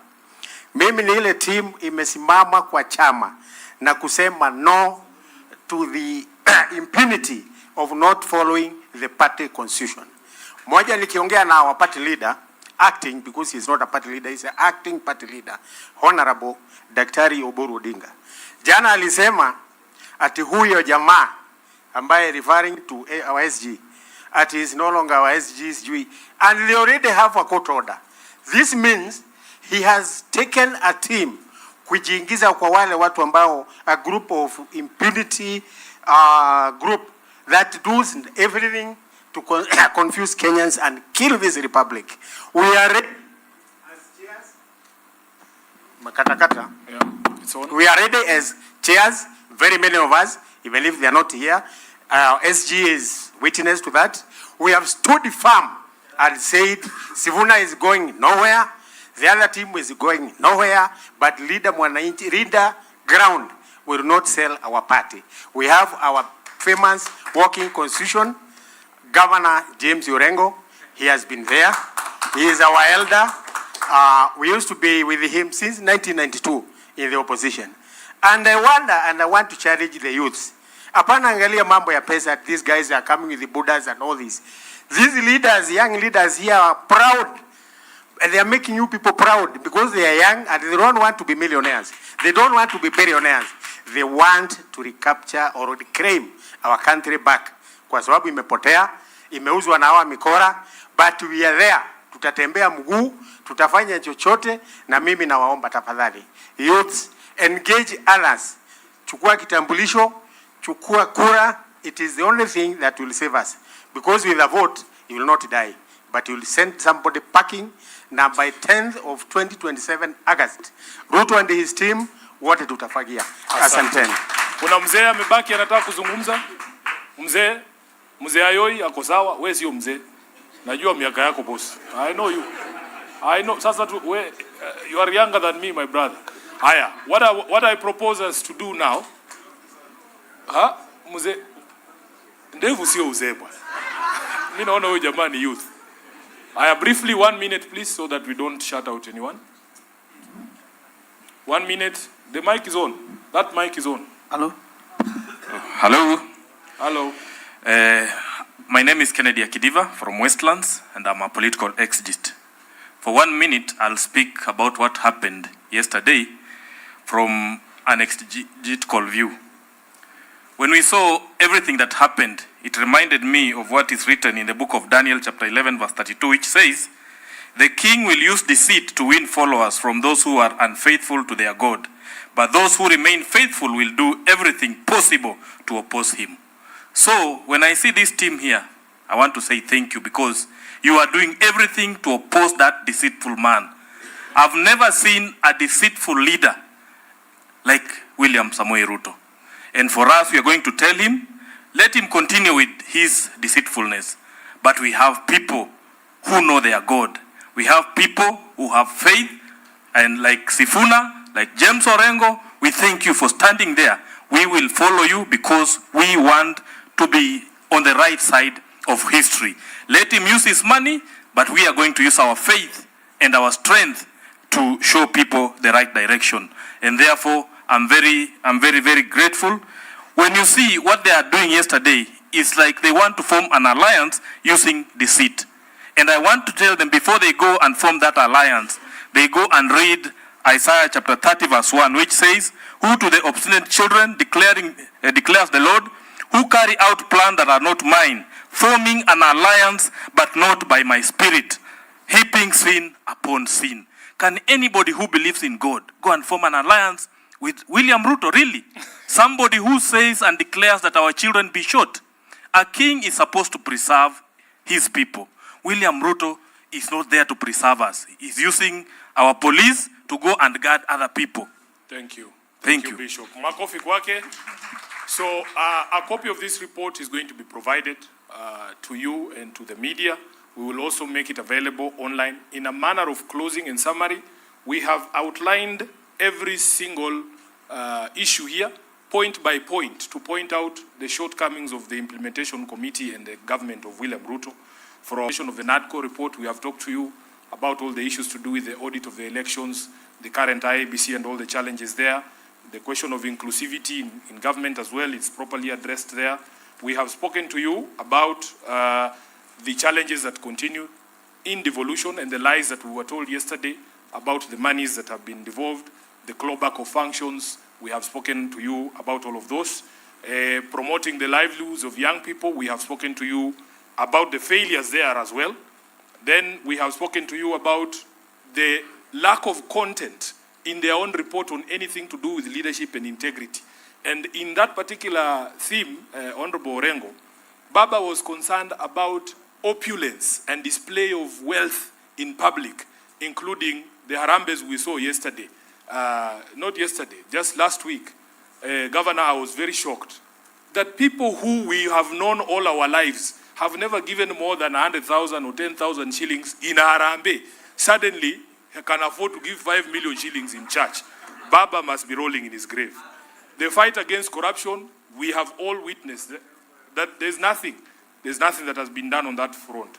On the right to peaceful assembly, the less we say about it, the better, because we ourselves have been victims. If you count the number of political rallies and gatherings that have been attacked and broken up violently since the signing of the MOU, they are actually, it's embarrassing that William Ruto has paid no attention to this particular issue. It has gotten so bad that he can throw tear gas to a church, forgetting that he rode to power on the back of the church. The number of young people who have been killed since we signed the MOU in the last 12 months are upwards of 30, including Albert Ojwang, who was killed at Central Police Station here, and the latest one in Kitengela. When we were there, that gentleman called Vincent Ayomo was shot 4 hours after our rally was over. They have been peddling the lie that he was killed during the rally. He was shot coming from work. That life is upon William Ruto. And the people who are saying that they are going to compensate as a pole, they should know that that was somebody's child, that was somebody's husband, that was somebody's father. Then on agenda number 7, on the national debt, the Kenyan government can still not tell us as of today how much money we owe, who we owe that money to, and what that money went for. That is what Baba wanted us to achieve here, an audit of our debt. That is not something you can tell us that will happen in perpetuity. We had a deadline of 7th of March. On number 9 here, stopping wastage of public resources, Senator Mheshimiwa Gisairo has given you the most clearest example that you lied to us. In fact, they are claiming that the stoppage of money to the First Lady's office was made pursuant to the MOU. That's a blatant lie. That was thanks to the Gen Z. The Gen Z are the ones who forced them to close down those offices of First Lady and Second Lady. And those, what were they called? Prayer warriors that were stationed at State House. And after Gen Z chased those people from State House, the requirement under this particular agenda was to actually see a reduction in public expenditure. You do that, then you double State House allocation, ya China mandazi. We are not fools. We know what is going on. Then we come to the last one, which was protecting and promoting sovereignty of the people. You will see the number of court orders on important matters that the government has violated. It's not about buying vehicles for judges. We were not looking for employment of judges. We were saying the judges who are there, when they give an order, all of us have a responsibility to do what? To obey. That rule of law requires that if a meeting has been convened properly, for instance, under Article 37, there is no reason for you to tear gas that. And we also have spoken about the respect and integrity of political parties, the respect for integrity and independence of political parties, which Ruto has violated to the extent that ODM is no longer recognizable as a political movement. And he also, knows that he owes political parties a lot of money because Baba said, because I wrote what Baba was telling me to write, that we want full implementation of the political parties fund.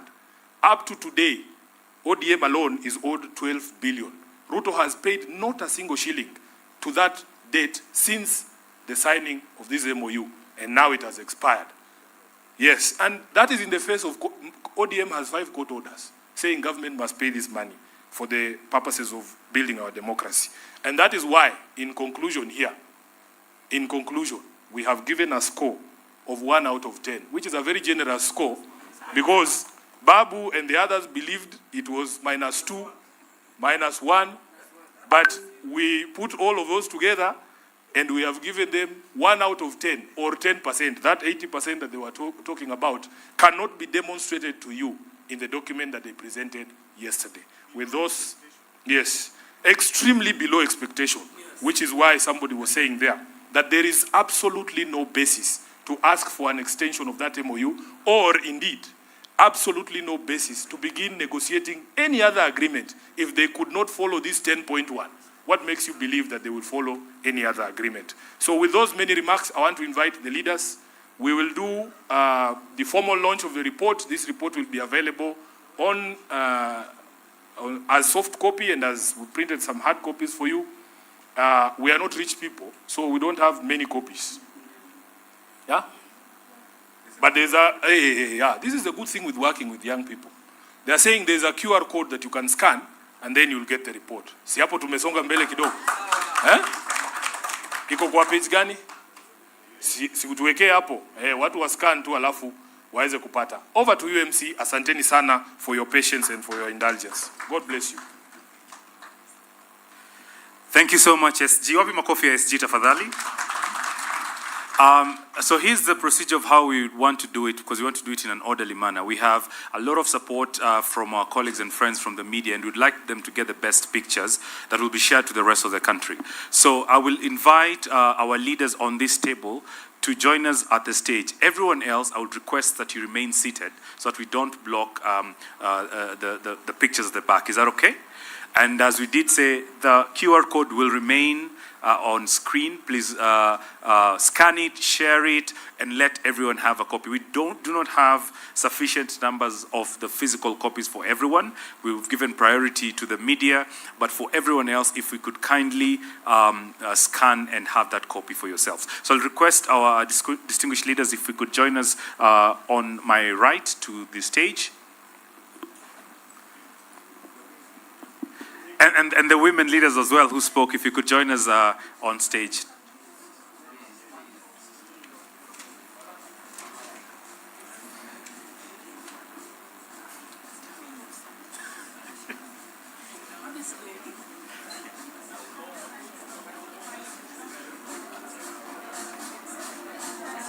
So everyone else, if you can, I'll kindly request, let's remain seated because the space is limited.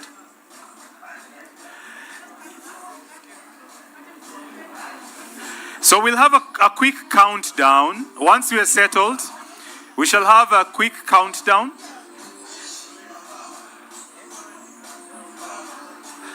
Okay, DJ, just one moment. So, ladies and gentlemen, once we are settled, we shall have a countdown.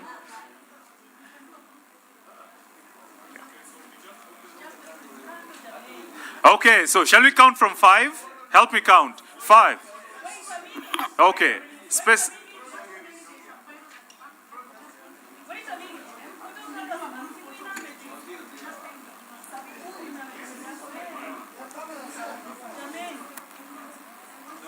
So let's ensure we're not blocking the cameras. Excellent. Are you happy? Do you have a good picture? Excellent. Are you ready? Tuko tayari? Okay.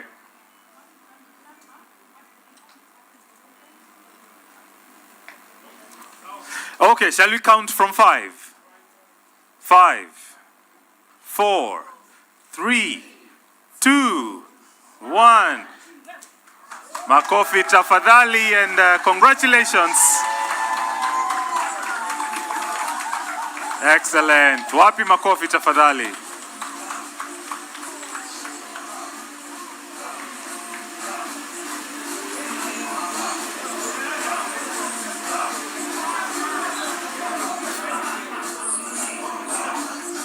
Makofi tafadhali, ladies and gentlemen.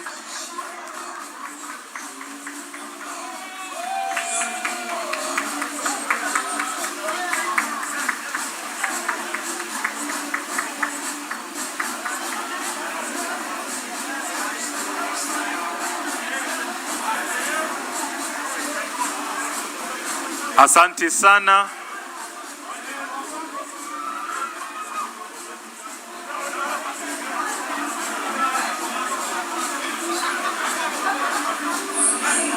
Yeah, perhaps if you could join on the stage for a better picture.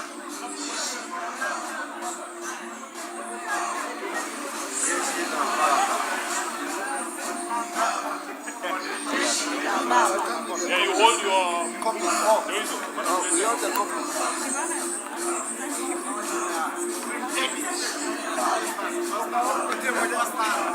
Take a copy of your. I think we should can we stand here?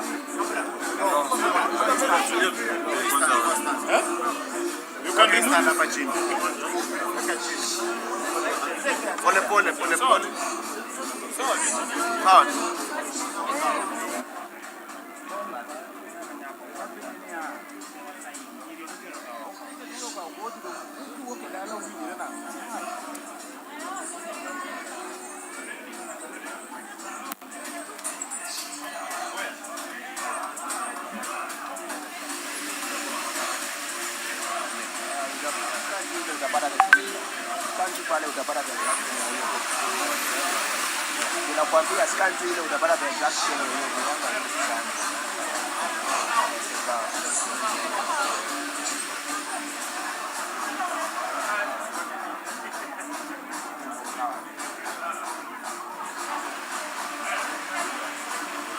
All right, ladies and gentlemen, as we exit, if I could just invite just the Linda Mwananchi leadership to this corner, the rest of us, let's just take our seats for one moment.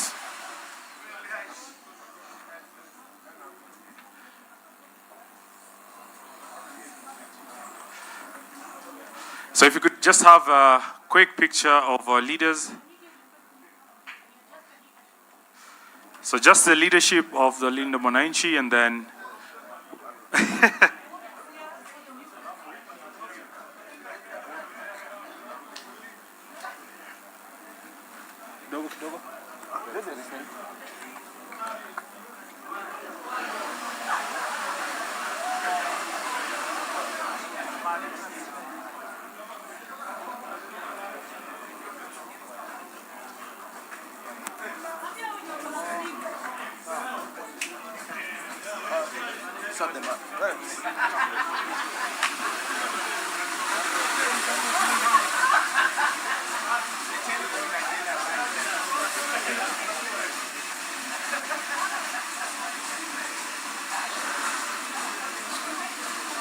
thank you so much. Asanteni sana. We'll allow our leaders to make their exit.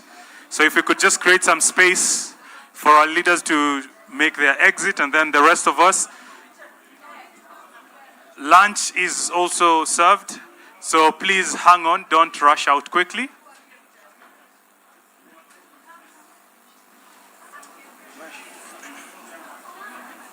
If you could have our ladies join.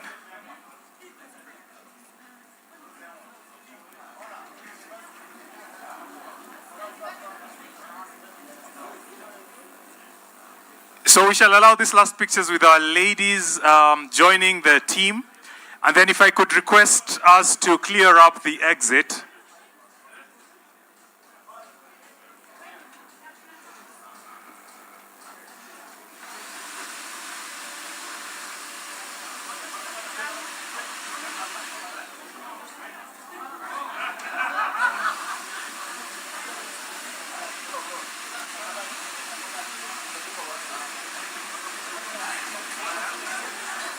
Okay, asante sana mabibi na wabwana.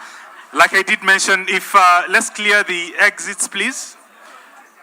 Let's clear the exit to allow our leaders to take leave. And then the rest of us, we can leave at our own pleasure. Asante sana.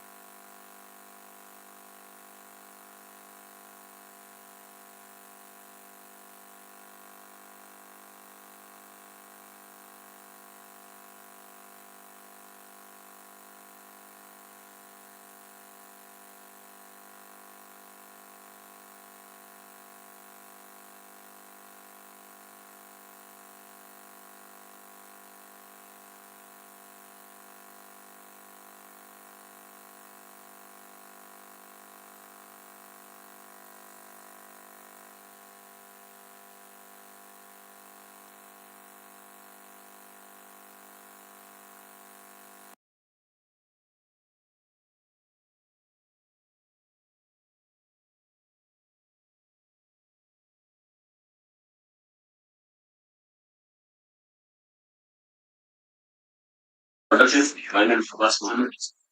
The Sheriff of the Business of Communications. Senator for Orengo. Good evening, Sana, and your team. My name is Abel Moha, Vice Chair of the Devolution Community Relations Where's the road away?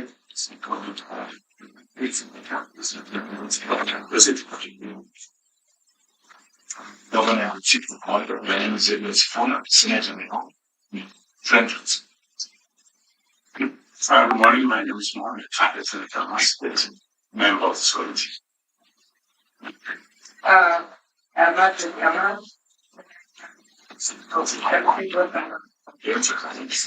Good morning, Governor and the Chief. My name is Orengo, Senator of the Great Council of Kiambu and Nairobi State. Good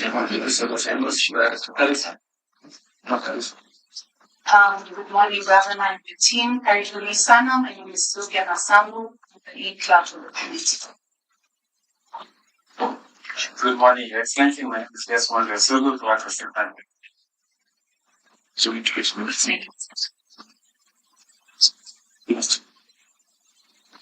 Good morning, Honorable Minister, Speaker of the committee. Morning, Mwananchi. Are you looking? Thank you, Chair. I'm standing Orengo Media Relations Officer. Okay. Thank you. I think, Excellency, welcome. And give us a quick resource because you got to lose on the spot. Great. Thank you. For the record, my name is Sakaja. And police. Good morning, I'm County Attorney. Good morning. My name is David Nairobi, Chief of Staff, Nairobi County. Good morning, Chairman and members. My name is Charles Gerich, the CECF for Finance. Good morning, Mr. Mahims, County Chief of Staff, Charge of Office of the Government. Okay. Thank you so much. I think I will, Your Excellency, once again, Karibu. And the result of the approach, this was the first time the table is confused. Yes. We know, I got to share one time. We were at that. And not the only thing too. The other ones that I'm in the room is the corporation academy from the county and the rest of them. I want us to do the country on the second as far as I can say. So, what do you want? And if it's someone personal, I think we'll talk the more against that takes. Thank you very much, Chair and members, for this opportunity to shed light